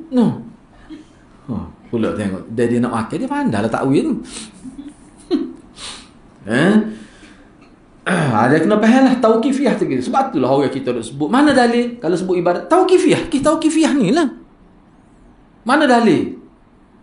Awak kata mana selipar Jepun tu kalau tak puk jadi cepat beranak tu. Mana dalil? Selipar Jepun Funkyong tu. Mana dalil kalau tak puk orang panuk tadi tobik puf roket gitu. Mana dalil dia? Cepat beranak mana dalil? Ni selipar Jepun yang baru ni. Tu dulu. Ni yang baru pula ni. Dia ada semua baru ni. Selipar Jepun. Mana dalil dia? Demo tak setanya lah kawannya. Sebab demo begitu juga. Cuba ayat mana? Kena tanya. Lepas tu dia kata ulama ada sebut. Kena tanya ulama tu. Dia ambil mana dalil. Dia kata nak tanya mana dia mati dah. Awak ambil kenyataan mana dalam kitab. Kitab tu sebut. Kalau tak sebut tu sebenarnya hak tu sepuluh sambil kedai kopi sebenarnya. Tu bagi kita. Satu ayat setahu mana pun. Imam Hafiz Ibn Hajar. Dia bincang tentang sunnah potong kuku dalam syarah Ethiopi, syarah Mishkat syarah Sunan An-Nasai, jilid yang ke-7. Disebut kenapa kita tidak terima pandangan Imam Ghazali bila Imam Ghazali kata dia anggap istihbab. Potong kuku ni bermula jari ni, potong mari pula. Jadi adalah cara dia tu. Apa? Sebab tidak ada hadis. Sebab tu tolak. Imam Abi Hanifah tak diterima. Hak adanya tangan kanan, bukan jari. Mana kalau kita kerak kuku mana asal kanan boleh sunnah. Ni dia sebut jari. Jari tu tak ada hadis. Mana ulama tolak, walaupun sebesar Imam Ghazali pun dia sebut tu sebab dia sebut gini. Dia tidak sebut sebagai Imam Syafi'i. Kalau Imam Syafi'i, saya suka. Dia tak kata sunat. Saya suka gini. Awak nak ikut-ikut, tapi saya suka gini. Boleh dah kanan tu, tapi nak menentukan jari tu. Sehingga kita kata istihbab. Istilah istihbab tak boleh. Jadi Imam Ghazali bila sebut istihbab itu, jadi maknanya macam hukum agama. Itu kata tak diterima. Walaupun sebesar dia tu. Apa tu? Sebab tak ada dalil. Dia kena ada dalil. Tak sedut ayat lah kalau tak ada dalil. Contoh yang kedua, hak tempat kita. Seorang tok guru tu, saya tak sebutlah nama dia. Bila dia terlibat dalam salat hajat perdana, kita tidak besar kau tu. Cuma nak ayatnya, ni cara agama. Jadi anak dia tu seorang ustaz. Anak dia tanya ayah dia untuk guru besar. Dia kata, ayah ambil mana ni maya hajat siapa besar ke ni mau buat ni. Zaman Nabi pergi perang besar pada ni pun tak buat. Ayah dia senyap pun. Ayah dia ni tertekan kan desakkan ramah ni. Nak jawab dengan anak dia pun tak boleh. Muka tak ada dalil dia senyap. Sedih dia. Dia tertekan. Kadang-kadang manusia dia tertekan nak jaga orang ramah. Apa anak dia kata sedih tengok. Tapi ayah dia ni bagus. Dia tak marah ke anak dia. Sebab anak dia betul. Dia senyap. Tapi kat muka dia tu nampak sedih. Dia cerita pada saya lah. Gitu. Hak cerita ni adik dia. Maksudnya, adik dia cerita. Dia sendiri tidak, adik dia cerita pada saya. Saya baik juga dengan adik dia tu. Nak ayatnya gitulah. Tapi buat juga tu tak tahulah. Kita terima masalah hajat tu halal lah. Hal tu memang ada. Terima khilaf ulama lah. Tak apalah. Tapi nak buat sebesar anjuran sebagai atas nama perdana ni, mana dalil? Sebab sahabat Nabi perang puluh-puluh kali. Tak ada sah pun sebut. Letak air dalam beldi besar, baca ayat Yasin, celup pedai lah tu ke. Tak ada. Tapi ayah dia tu dia macam, yalah, kesian juga. Kita bersangka baik, tekan dia. Tak wahal tu kan. Itulah masalah. Tu kesian dia tu. Tapi perkara tu dia tidak boleh dibiarkan berlarut sampai bila-bila tu. Baik. Lagi selain daripada tu, cuba tengok lagi di sini. Kita pergi kepada poin yang kedua, fasalli li rabbika wanhar. Dalil yang kedua, surah Al-Kautsar. Maka salatlah untuk Tuhan engkau dan berkorbanlah untuk mendekatkan diri dengan Tuhan engkau. Itu maksud ayat ini. Syarah dia, cuba tengok syarah dia. Allah memerintahkan kepada nabinya untuk ikhlas kepada Allah di dalam salat dan di dalam berkorban, yang menyelisihi kaum musyrikin, di mana kaum musyrikin mereka sembah selain Allah dan mereka mempersembahkan sembelihan korban kepada berhala-berhala mereka. Jadi arahan ni arahan terbuka. Cuba perhatilah. Cuba fikir dalam masyarakat zaman Nabi. Nabi melawan arus, masa tu arus perdananya adalah sembah berhala. Nabi bukan tak tahu, Nabi orang cerdik. Dia tahu dah kalau dia buat hal ni akan nampak perpecahan dalam masyarakat. Perpecahan. Kalau kita nak guna istilah perpecahan, memanglah. Memang berlaku perpecahan lah sebab asalnya orang sembah berhala. Jadi ajak sembah Allah sahaja. Ada yang terima, ada yang tidak. Dan ada yang setengah-setengah yang tidak terima tu dia tolak dengan keras. Dia bangkang. Dia ancam. Di situ nampak perpecahan. Tapi perpecahan itu sebenarnya dalam rangka untuk menyelamatkan. Gitu nak mana? Tak boleh nak elak tu. Jadi maknanya dia kena ada juga berlaku persaingan secara terbuka, khususnya dalam bab-bab besar seperti dalam bab akidah, tauhid dan syirik. Maknanya Nabi tahu tak? Nabi tak takut ke? Ada sebab dia Nabi takut sebab Nabi diancam bunuh. Ketika balik pada Taif, Nabi duduk lama mana duduk luar kota Mekah, tak berani nak masuk. Tiba-tiba ada orang bagi jaminan, daman, jaminan keselamatan. Muhammad ni aku jamin, jangan siapa ganggu dia. Antara pemimpin Quraisy jugalah, baru dia boleh masuk. Siapa tahu tu? Enggak kita boleh tunggu punggung. Pelik apa? Bukan kekeh hati kita. Takut dah tu. Takut orang kata. Pelik orang kita ni. Nakut pelik. Dia takut orang kata. Padahal kita sebut lah. Tak boleh sebut kata capa tu. Lakaran capa tu sebenarnya menyalahi sunnah Rasulullah. Tak boleh sebut gitu. Lepas tu dia kata kok mana? Kok mana pun? Dah tak tahu dalil. Kok mana pun tak boleh. Sebab sahabat tak buat. Cukup dah tu. Gitu ya. Latih tu ya. Lepas tu dia kata Wahabi. Wahabi itulah orang pengamal sunnah. Hawi gitu. Nak kata mana? Nak kata mana? Nak kata mana? Takut ke? Dia kata takut kena pecah kerja lah. Sebut pandai-pandai lah cara sebut tu. Tak ada orang pecah kerja. Bawa kita sebut benda molek gini. Tak ada. Tak berlaku gitu. Tak suruh usin. Sebut gitu takut lah sebut. Tak betul lah ni. Kalau kata tak betul, memang tak betul. Tak betul lah mana? Bahagian tak betul ni, kalau tak sebut pun memang dia tak betul. Demo tak ada dalil pun boleh kawal pun gitu juga. Padahal dalil ada kata dia tak erti nak kecek. Nah. Supaya orang tu guru orang kampung. Tak betul dia baca Quran tu. Kawan ngaji tidak gitu. Lama dah tak betul. Tak betul. Kita nak ayat tak betul ya, bukan ayat dalil pun. Nak tanya dalil ya mari kai paksi ni. Mari sini. Ayat kita ni. Orang kampung kan. Tak betul tu mu baca Quran tu. Lagu mana tak ayah? Tak ayah ngaji tak gitu. Tak boleh kata gitu. Tak betul tu cara capa bawa tu. Kalau saya ngaji tak gitu. Patut kat tu ada dah. Kita banyak kerja lain lagi. Nah, begitu cukup. Biar ada tentangnya, biar ada saingnya. Untuk orang kampung pada ni mai takut orang marah. Padahal dia bukan tanah padi pun. Kalau dulu nasabah takut tak boleh baca. Nah. Lah ni tak ada kaitan apa dah. Pelik orang kita ni. Waktu pun takut. Sebab tu boleh hidup dengan mewah senang pun buat dia mari. Depan mata kita dia buat binok. Kita tak apa. Takut sebut. Takut orang marah. Itulah masalah. Jadi kena terai lah. Sebut tak betul. Semolek-molek. Kita tahulah dalil tu. Tengok ulama. Orang ustaz-ustaz kita duduk bahas tu. Muka kita semua minat internet. Orang tua berhenti internet. Orang tua lah ni beli tiket online. Tu main. Kita tak je buat gitu. Saya ingat lagi. Saja nak sebut cerita. Dia elang ngatuk dah. Ni bukan hadis ni. Ni anak mungkin lah. Anak mungkin kita ni. Anak dia beli telefon, dia sekelami. Anak dia duduk lumpur. So beli telefon, bukan telefon cahaya, telefon smartphone. Ke 1,800 rasanya dia sebut. Tak tahunya belajar bagaimana dia ada FB dia buat lepas tu. Dia reti main internet ni.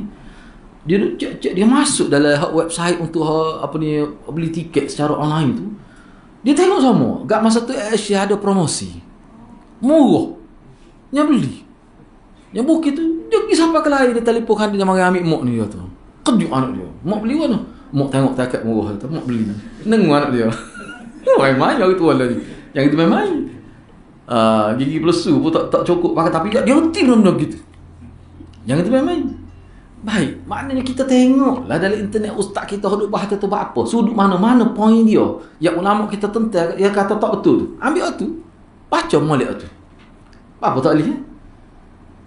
Lepas tu berdebat ni tak perlu lama je gini. Kena ingat sebab tu saya dalam internet saya tidak sebut banyak. Saya kata ni sebenarnya proses penerapan satu aja salah. Capa hanya wasilah kita masuk tu. Dodan pok dia timbuk kita. Tapi yang timbuk gini. Kita nak masuk tu dah. Masuk pula orang lain kita senyap lah. Kita jual tubik sudah. Patut orang lain masuk ni masuk dalil. Maknanya proses muzakarah dia berlaku dengan sedikit tu. Sebut ya. Lepas tu lusa kita sebut pula. Nampak sejuk pula. Wui pula itu. Dia kata mana atau pula ni. Dodan segai pula. Gitu ya. Akhir sekali orang repeh. Jadi patut. Tak boleh kalau gitu. Anak waktu tu sebab anak nampak tu. Dia bukan isu capa sangat. Dia sebenarnya dia nak suruh kita terima. Bila terima tu, dia, bila boleh telan. Dos pertama dia mari orang lain pula. Dia mari. Terima dulu ni. Sebab tu dia mari orang lain. Jadi orang kita setengah-setengah pelik apa. Sebab kalau lakar duk balas bak lakar capa. Kau ingat Tuhan tu molek. Ingat Nabi molek juga. Dia ingat lagu tu ya berkali. Orang yang bawa tu dia bukan tu permulaan anak langkah pertama tu dia ada benda lain dia sebenarnya nak bawa. Hak tu saya sebut lalu tu. Ini satu proses penerapan ajaran salah. Cuba nak mensyiarkan satu ajaran salah. Capal hanya wasilah sahaja. Marah budak-budak segala kita pun lebuk belakang kita kena. Tapi tak apa. Jadi adalah orang-orang yang akan masuk di situ akan berlaku muzakarah. Masing-masing waktu bila ni waktu bi Ali Ashraf Tahanwi ini. Hak ni pula kata saya baca tak ada sahabat pun dia sebut kalam daripada Nabi. Semuanya ulama.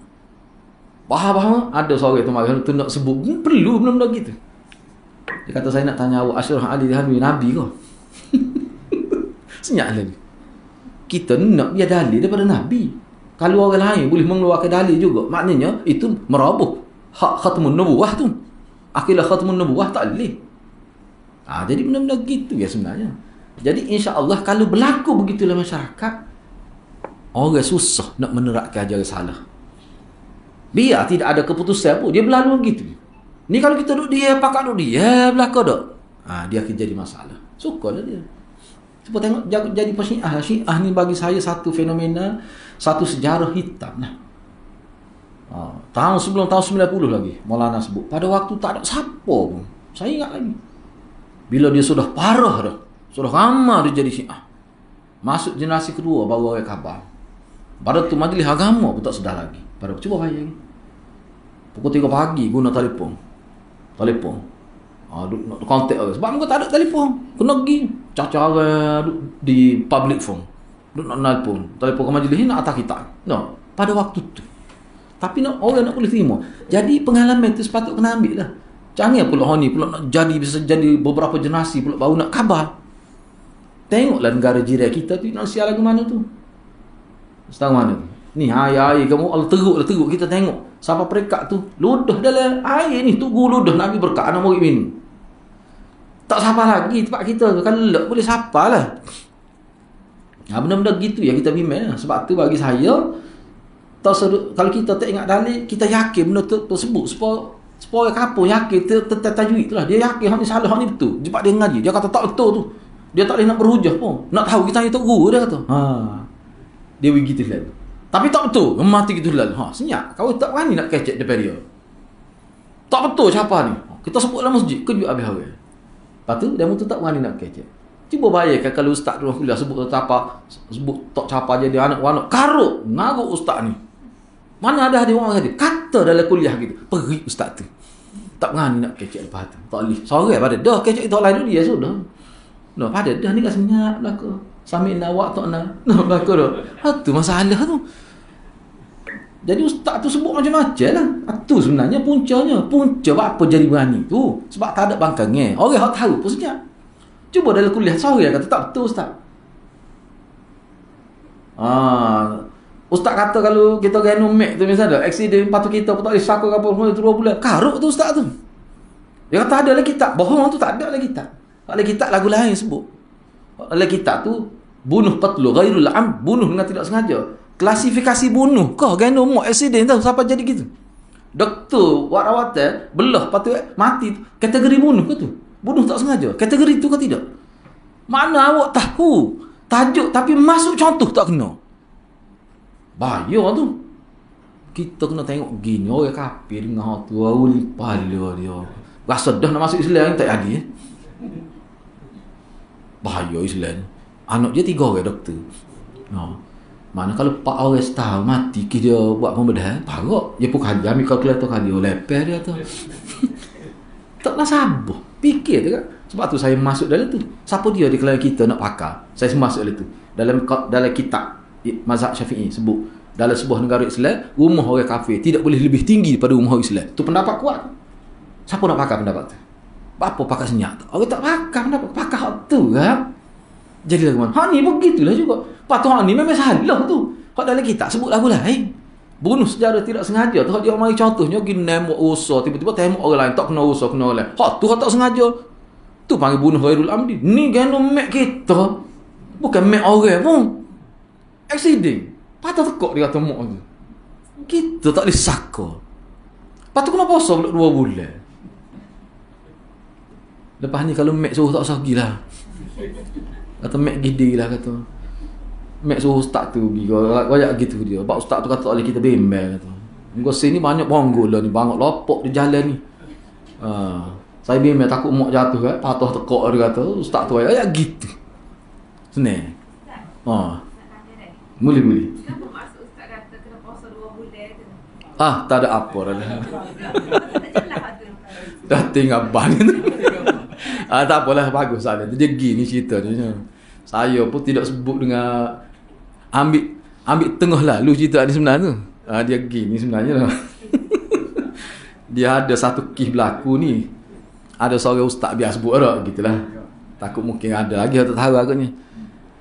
Dia kata dari segi hukum fiqh respon pada orang tanya soalan bertulis lah ni dalam video tu ada orang tanya dia lagu mana hukum ni.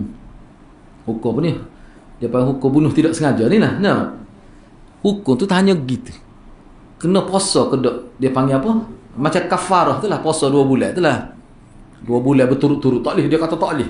Supaya syahrain mutatabi'ain tu dalam Quran sebut tu. 2 bulan berturut-turut. Kerana bunuh dengan tidak sengaja. Mula-mula dia sebut gitu, saya perhatikan. Lepas tu dia sebut tu, mana kematian tu dengan sebab kita. Dia sebut gitu. Dia mari contoh tu masalahnya. Dia mari contoh, 3 dia mari contoh. Dia babah. Dia babah dia bawa bah tu accident.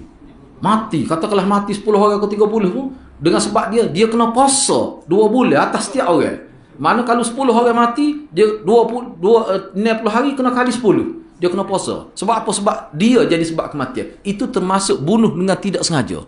Tu dia orang contoh. So, yang kedua contoh, kita guna mat kita, dia kata. Dia guna mat kita. Batu accident, dia kata bonggo banyak ni. Kalau dia jalan ke accident, nonginyong, atau patah tekuk, mati. Kita tak boleh sako. Dan kita kena puasa 2 bulan. Sebab mak kita mati, penyebab kita. Lepas tu dia mari pula contoh ketika doktor pula. Doktor buat pembedahan, mati kawan tu. Dengan sebab dia lah mati tu. Sebab dia buat pembedahan.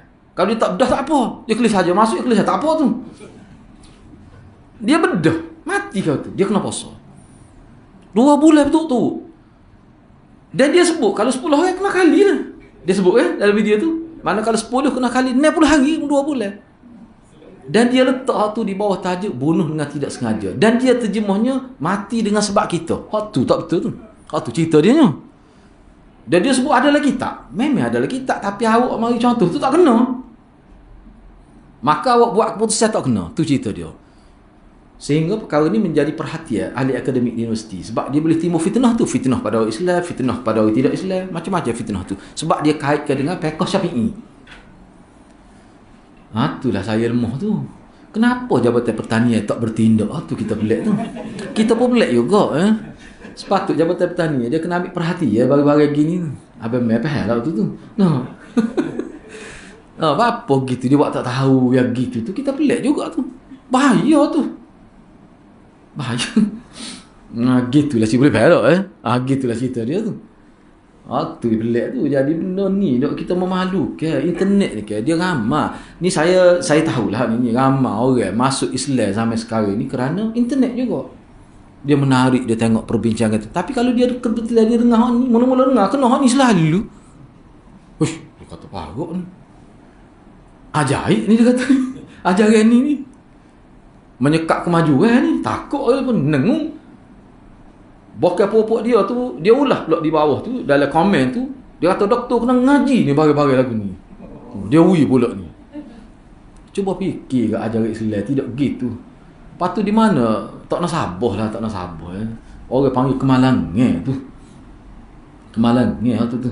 Tidak di bawah bunuh dengan sengaja tu. Gitulah cerita dia nya.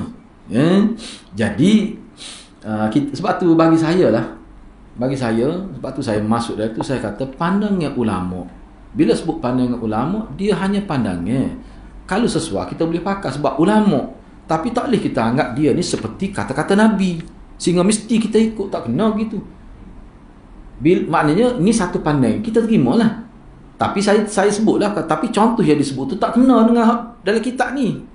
Baik, bunuh dengan sengaja tu pandangan ulama macam mana? Semua, banyak ke pandang? Kita ambil lah. Supaya kita hudud semua terima. Pelaksanaan dia tu yang menjadi perbincangan hangatnya. Misalnya, lebak potong tangan. Antara isu baru yang timbul dalam buku yang saya baca, dalam internet juga, perbincangan ulama. Saya tak tahu sesat dah tidak. Wajar ke tidak dibius terlebih dahulu untuk potong tangan? Dulu tak ada timbul. Tapi sekarang ni bila ada teknologi tu, sebab dia potong tangan ni bukan untuk menyakitkan dan menyeksa, tapi untuk memberi pengajaran. Bila dia lepas buat tangan tak ada cukup dah tu untuk zajar, untuk sekatan, untuk lepas ni dia tak buat tu. Jadi bahaya kalau tidak bius, kerak gitu dah lagu mana. Kalau dulu memang tak ada sistem tu, tak ada dia punya teknologi tu. Jadi lah ni boleh ke kita masuk dalam satu mekanisme untuk pelaksanaan, dari sudut pelaksanaan. Ulama setengah kata boleh, setengah kata tak boleh. Becah pula situ. Tapi semua terima nak potong tangan. Nak potong tangan. Tapi cara tu. Dia bicara semua tu sahih, pisah. Semua dia ambil kira belakang. Nak ayahnya adilnya agama ni. Adil. Kalau wik kita, bahang apa kobar ya kita kata. Kalau wik kita. Ya tak iya pun, nak suruh putus juga. Nah. Biar dia reti, kita kata dah. Dah kita kena curi ya. Nah. Tapi Islam dia tidak kira perasaan gitu. Walaupun nak laksanakan hudud yang begitu jelas, tak dihubah dah. Tapi dia masih lagi mengambil kira rahmat itu. Tu orang panggil agama. Lagu tu agama ni tak ada kesia langsung ke doktor. Enggak, doktor tu jenis aktif pula. Kena 10 orang setahun. Lemak otak lah dia. Kata gua aku ni. Itulah pakar pendapat Ustaz tu. Ada 200 hari lagi dia kata nak puasa. Tak kenyanya.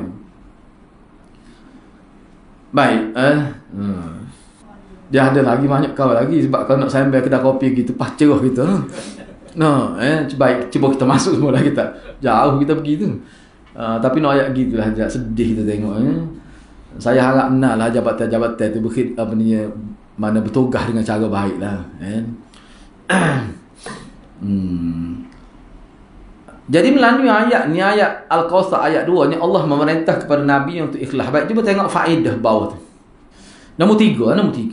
Salat dan menyembelih binatang korban termasuk ibadat yang paling utama bagi hamba dalam menampakkan rasa syukur kepadanya.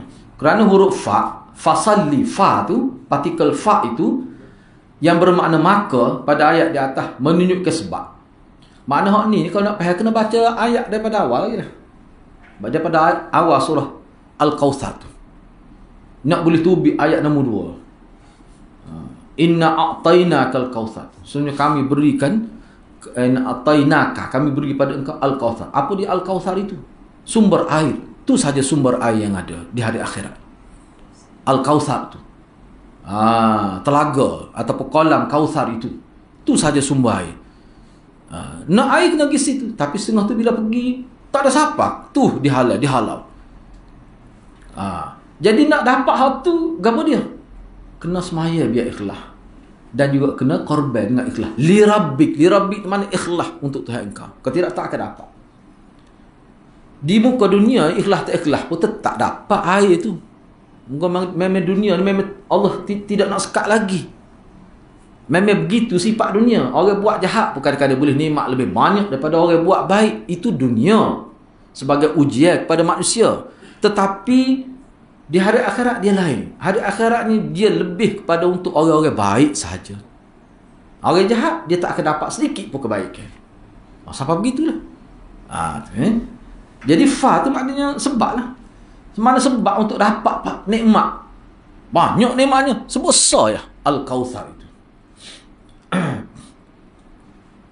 Gitu maksudnya. Jadi mengerjakan hal tersebut merupakan sebab untuk bersyukur atas apa. Jadi kita duk taat, duk korban, ibadat kerana Allah itu tanda syukur. Tanda syukur tu gak ibadat paling besar ni sembahyang lah.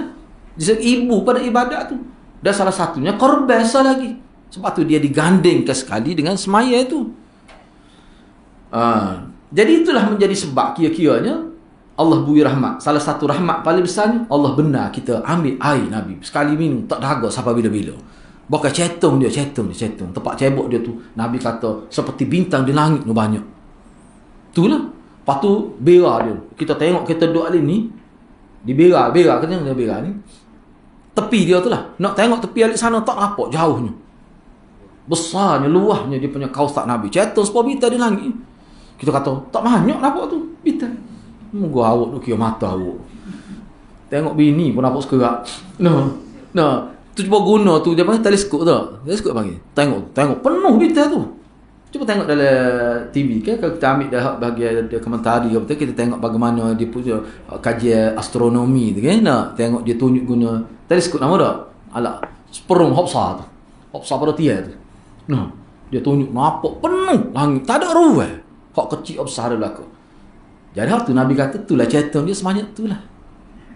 Tapi nak pergi tak boleh setengah-setengah. Walaupun persediaan Allah, dah cetung banyak mana kira-kiranya tak berebut dah tu boleh sesarai dah cetung. Tapi tak boleh masuk juga apa-apa. Tak ikhlas ibadat. Tu tak baca ayat lagi tu. Qul hal nunabbi'ukum bil akhsarina a'ma alladhina dhalla sa'yuhum fil hayatid dunya wa hum yuhsinuna sun'a. Nah, ayat tu kan? Tak ingat ayat surah berapa tak tahu tu dah.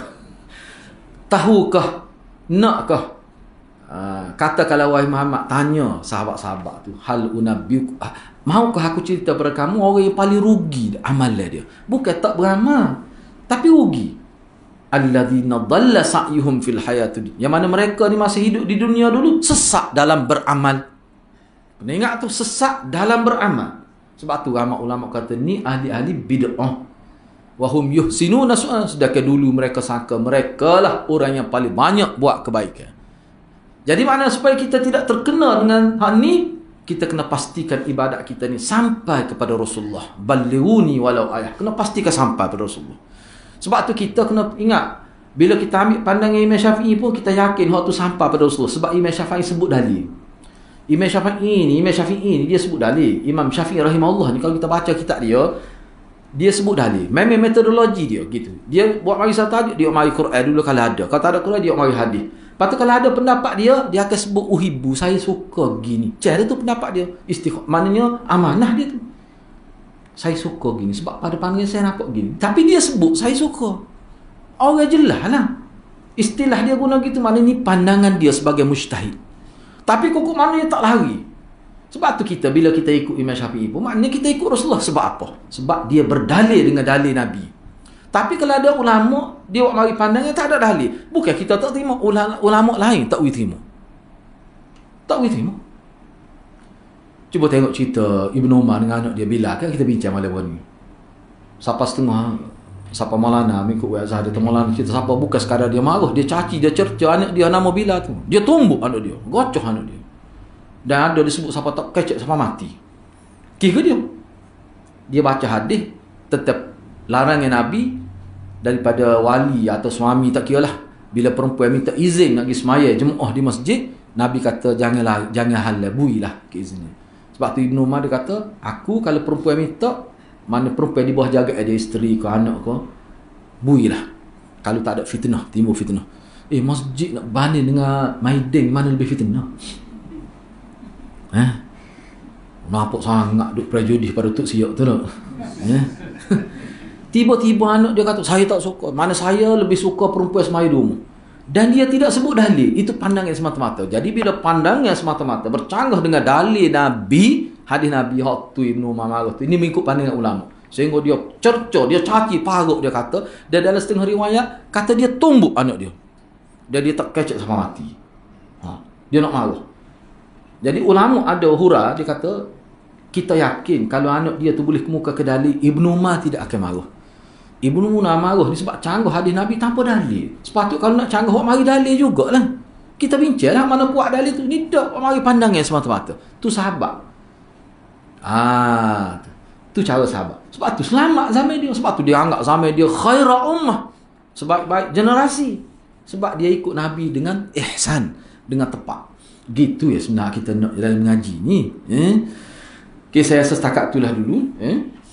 Kemudian hal lain tu dalil yang ketiga tu kita bincang semula lah insya-Allah. Ustaz, ya boleh, sila. Di luar tadi. Boleh. Saya dengar lah orang duk kecek kan. Sebab kita nak puasa 13 bulan Selasa ni kan mungkin lah. Hari Isnin tu boleh tak kita buat puasa sunat? Dia sebenarnya waktu dia anggap sebagai hari syak sebenarnya. Jadi ulama tak benar tu. Tak benar puasa lah. Cuma saya tak ingat ada juga yang kata makruh, so kata haram, pelbagai lah. Molek tak usah lah. Saya tengok dari sudut ni, pandangan tu jari syak tu sekara. Lepas tu mengikut sahabat, ni adalah apa yang saya baca lah. Sahabat kata alah ke bulan Syakban, alah ke akhir tu Nabi tak puasa. Bukan sekadar hari syak. Dalam bulan Syakban Nabi puasa tak banyak. Puasa penuh Aisyah kata Ramadan, tak apalah tu kita makruf dah. Tapi ala akhir tu Aisyah tu boleh kata kedak lah. Tapi ada yang kata boleh tapi makruh. Kalau boleh pun makruh. Tapi ada yang kata, cuma saya tak ingat secara spesifik ulama tu kena rujuk lah. Tapi tak usah puasa lah tu nya. Molek gitulah. Ya, boleh. Puasa 3 bulan straight. Tu tak ada langsung lah tu. Tu amal tu bomo tu. Sebenarnya tu bomo amal buat gitu. Saya jumpa lah. 2 tahun pada. Saya pergi dia tu, dia puasa setahun lebih dah cool. Putih tubuh dia, pucat. Saya kata buka pakcik tak boleh gini. Biar dia kata, gua setahun lebih dah buat ni. Nak habis 2 tahun. Kat 700 hari lebih tu. Kerana nak bom, nak dapat kekuatan supaya syaitan tak boleh ganggu. Oh dahsyat. Saya nasihat dia tak pakai. Saya kata Nabi bila nak buat rawatan gini, Nabi minta pada Allah baca ayat-ayat Quran Fatihah gitu tu. Tak boleh buat kerja gini ni. Dan bagi saya perbuatan termasuk dalam mutanati'. Hak Nabi sebut halakal mutanati', binasa orang berlebih-lebih dalam ibadat. Tak boleh. Tak betul. Sebab saya kalender. Setiap bulan tu ada Aisyah. Tak. Dia tu Aisyah ke bawah-bawah. Berapa hari bulan Aisyah setiap bulan lain? Akhir bulan Islam. Tak. Tu akhir bulan tu ada sebut hadis sunat puasa akhir bulan. Dia punya awal bulan akhir bulan kan. Sebab dia ada kalender. Tak kena. Kalau buat ada kalender macam tu dia punya. Pakai api lah Lena tu. Dia gini sebenarnya. Bagi saya lah. Dia kalender ni, dia buat kalender tu setahu mana dia ngaji pun tak tahu lah. Sebab dulu kalender sebut tu. Sebut tu dia panggil ancaman orang yang meninggalkan salat fardu. Saya ingat lagi. Dia tak tepi. Siapa dia tinggal mayasa sebab zina dengan ibu.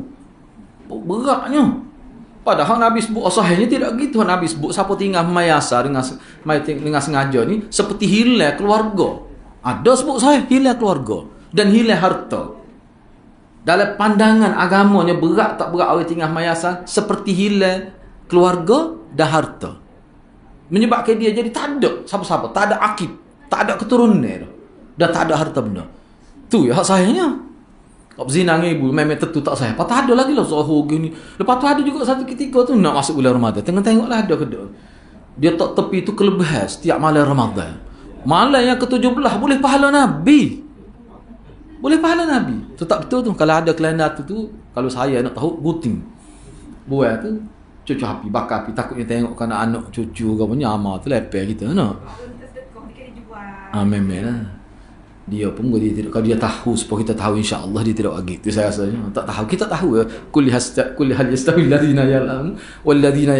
Orang tahu tak tahu gitu ya beza dia. Kita ni hak tahu ni nak puasa takut sudah kecoh. Sebenarnya yang Nabi buat tu cukup dah tu. Kalau rasa tak cukup lagi tu masalah tu. Jadi isu lain dah tu. Gitu. Kena beringatlah. Saya ingat dulu puasa 5 tahun dulu ya. Setengah masjid istihar baca setiap malam tu. Ni esok ni. Tarawih ni kena ingat ni siapa dia tinggal tak hari ni. Siapa dia buat ni kelebihan dia gini. Allah boleh pahala. Bukan pahala seorang Nabi, pahala para Nabi. Para tu. Ramah tu. Padahal antara ciri-ciri hadis dhaif menyebutkan kelebihan melebihi Nabi. Tu antara ciri hadis dhaif. Bukan dhaif maudhu'.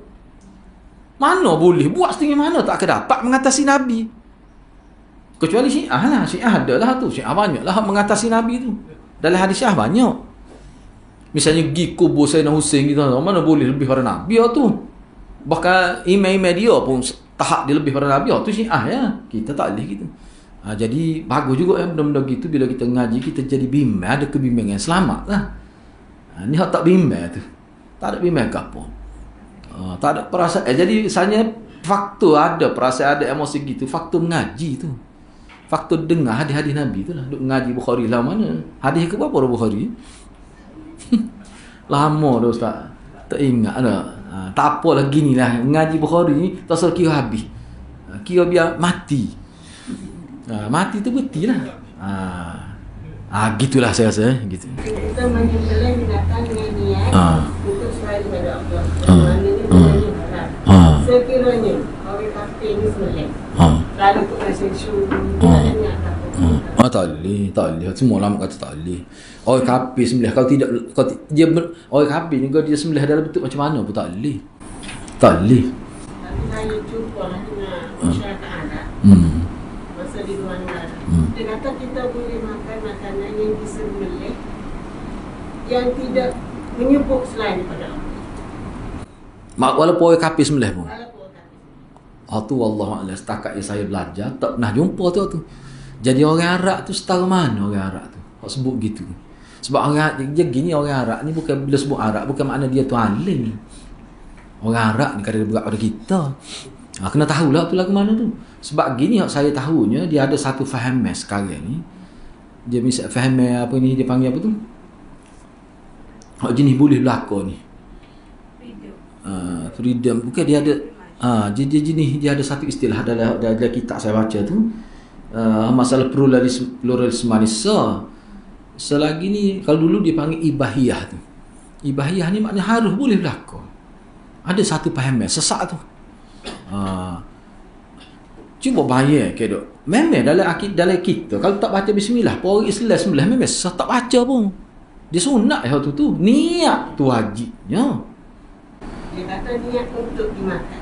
Mana? Dia kata dia dialog nak dimakan tu lain untuk ngisi. Dia kata niat dia untuk makan. Sebab tu dia kata dia makan. Tak kira siapa buat. Tu Arabnya jahil tu saya rasa tu. Dia tak boleh gitu. Sebab kalau kita terima hukum ni pun daripada orang Arab juga tulis, ulama-ulama Arab juga tulis. Tak boleh gitu, mana boleh. Tu jelas dah hukum tu.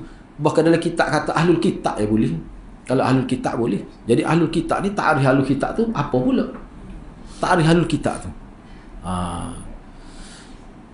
Saya tak ingat ni, boleh cek semula lah.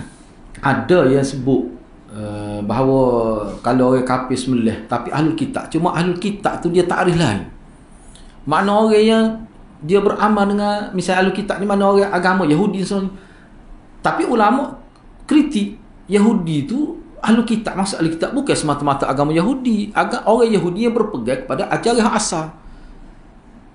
Lepas tu umum ulama terima dah hak tu terbatas dah tu. Bila jelas dah ajaran Nabi, dia kena ikut Nabi dah. Bahkan orang tak panggil ahlul kitab dah katalah dia ikut. Zaman sekarang ni kalau dia ikut ajaran Nabi tak sah tu.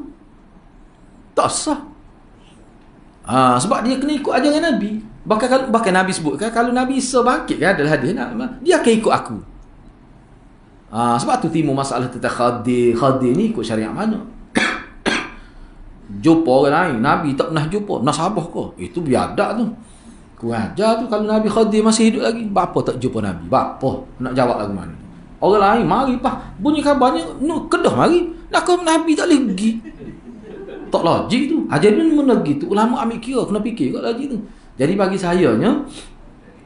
sayanya wallahu a'lam lah. Setakat yang saya belajarnya gitulah. Cuba ya? Islam Qadawi sendiri pandangan dia. Saya tak jumpa tu. Dia pakar tu lah tu di US ni. Dia pakar tu. Masa pergi ngaji tu. Dia kata mana ahlul kitab lah. Bukan ahlul kitab, mana makan untuk makan bukan untuk semua Tuhan. Tu tak tahulah. Jadi pendapat tu setara mana wallah a'lam. Tak tahulah tu, boleh kena semok dulu lah. Tapi kalau hukum biasa tak tahulah sebab dia gini kadang-kadang pekah ni dia mengambil kira tempat yang tak ada sembelih orang Islam. Kadang-kadang dia boleh cari dia ambil kena tengoklah. Kalau ada tak boleh tu selagi boleh cari halal tu. Sebab cari halal ni wajib. Dia makan telur. Makan telur hari 3 tahun. Dia makan telur. Siapa dia? Tu lah. Dia sebenarnya ada benar pun. Dia gini sebenarnya. Tak ada masalah pun sebenarnya. Kita beli ayah hidup lah. Hak tu ngaji dengan saya tu, ngaji di Island. Dia beli hak hidup. Dia pelih diri je. Tak ada masalah pun. Sebab tu masalah kambing, masalah daging. Hak import pun ada. Hak Islam. Hak ada, tak ada masalah. Jadi sebenarnya saya pernah dengar isu ni sebenarnya. Ada seorang agamawan di tempat kita. Dia beristilah, dia kata maknanya kita pakai di satu keadaan situasi yang mana umat Islam terlalu susah nak dapat. Tapi pendapat itu sebenarnya bagi saya tidak kuat lah. Sebab apa? Makna usaha untuk mencari tu masih ada ruas, terbuka sangat. Jadi kita nak ambil tu kecuali tak ada pilihan. Ada orang Pakistan. Ada, saya tahu juga pelajar-pelajar kita duk cerita pun ada. Jadi hak ni bagi saya ni kalau ada pendapat tu pendapat yang terlalu lemah lah gitu. Begitulah boleh. Okey, ada lain ke? Soal kopi. Boleh. Kita bicara ni terbaca bismillah pun tak boleh. Niat. Kalau bismillah beda tu kita tak tahu niat dia macam mana. Kalau penjual tu dia bukan niat kerana Allah tu lah. Niat cari untung. Hak tu anak rasa dari segi sah mungkin tak boleh pahala kalau kan dari sudut tu lah. Ni dia sah ni lain. Separa semaya lah sah maya kain curi pun. Tapi tak boleh pahala. Tapi hak tu begitulah. Hak maksudnya tidak kerana Allah jadi siapa perekat tak boleh makan tu hak tu isu lain. Sebab tu dia dalam bab sembelihan ni ulama bincang, tempat kita pun ada. Sebab tu ada ulama tak makan. Ulama ada yang tak makan pun. Sembelihan sebab dia kata tengok orang tak mai tak makan walaupun dia terima sah, memang sah sembelihan tu. Sah tu maknanya jadi halal, tidak jadi bangkai lah. Molek tak molek suku. Kalau kita nak ambil kira hak tu ke dia rebuh air tu pun lagi berat sebenarnya. Daripada pagi sampai petang air pekak dia macam tu. Air geria, air mau telak apa kita legang. Air tu bagi kalau kita tengok kita nak cenderung kata air tu air mutanajis dah tu. Sebab air tu kotor dengan tubik najis. Jadi air tu beratus-ratus ekor masuk dalam relau dia tu lah. Dia rebuh tu tidak tarik tu tubik tu. Kat siapa dia nak tukar sekali-sekali tu tukar tu. Cuba perhati. Sebab tu setengah-setengah ulama dia anggap ayah ada ni, minta maaf saya sebut ni, pandangan setengah ulama kalau tidak jaga dari sudut tu, walaupun kita kata halal dah mulai masalah niat, dia kata dia nak untung ke apa tu, hak tu dia rugilah dia tu sebab dia tak boleh pahala tu. Tapi bila dia orang Islam, dia sembelih tu kira bila cukup kena rezeki zahir fiqh tu sah lah kira-kiranya. Tetapi masalah pahala tu hal lain. Sah lagi proses dia tu. Dengan dia rebuh nak suruh mudah cabut itu air tu daripada pagi kita beratus-ratus ekor dengan tubik najis berlenggok air tu. Orang panggil tidak ada kita ngaji fiqh air mutanajis, air mutlak jadi berubah mutanajis ni dengan sebab apa? Dengan sebab campur dengan najis lah. Tu tak najis tu. Nak setuh pun tak ada gamuk. Saya tengok sebab tu ada setengah-setengah tok guru tu dia kata makruh tahrimi paling kurang makruh dekat haram tu. Tapi nak kata haram tu ulama kita berhati-hati juga. Tapi mana pun masih dalam kategori halal. Tapi kalau nak kira dari sudut tu lah rebuh dengan air najis kira mesti tak kata tubik patah air sedikit tu pun kotor. Sebab air hak warna putih air dia panggil air pejabat tu dah, air perut ke dia tidak aktif supaya lain. Kebersihan dia tu tidak sebersih air kapur dari segi fizikalnya. Sebab dia tak lagi duduk situ, berok kecil situ ya dianya. Lepas tu mesti dah akan keluar daripada dubur dia tu bila direbuh tu. Tentu dah. Bukan seekor tu. Sekerat hari. Duk rebuh berapa ratus ekor. Air tu tengok. Dua kita tengok air tu. Duk tengok air saja. Cuba kita tengok air tu. Tak lalu makan. Kata ayah saya, tak lalu dia. Dia kelih. Tak boleh dah tu. Kadang-kadang dia makan juga. Tapi dia teringat tu tak hadi. Orang tua cuba kita tengok. Lagu mana tu? Rebuh tu. Kita kata tak masak pun jadi putih dah tu daging sikit tu. Sampai cabut tengah dia punya itu bila masuk dalam mesin hot nak motor tu dah. Lagu mana tu kira tu? Lagu mana? Kena fikirlah tu. Sebab itulah setengah-setengah tu kata syariat tu hak saya tahulah sebab sepupu saya ada terlibat juga tidak di Kelantan lah.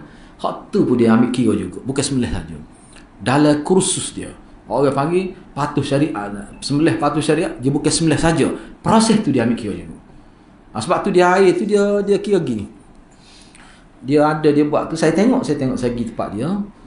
Dia bila sembelih tu dia jiruh dulu air tu. Dia jiruh dulu. Lepas tu bila dia rebuh pun maknanya air tu kira tak detail lah dia akan tukar. Setengah tu pakai tak tukar dah.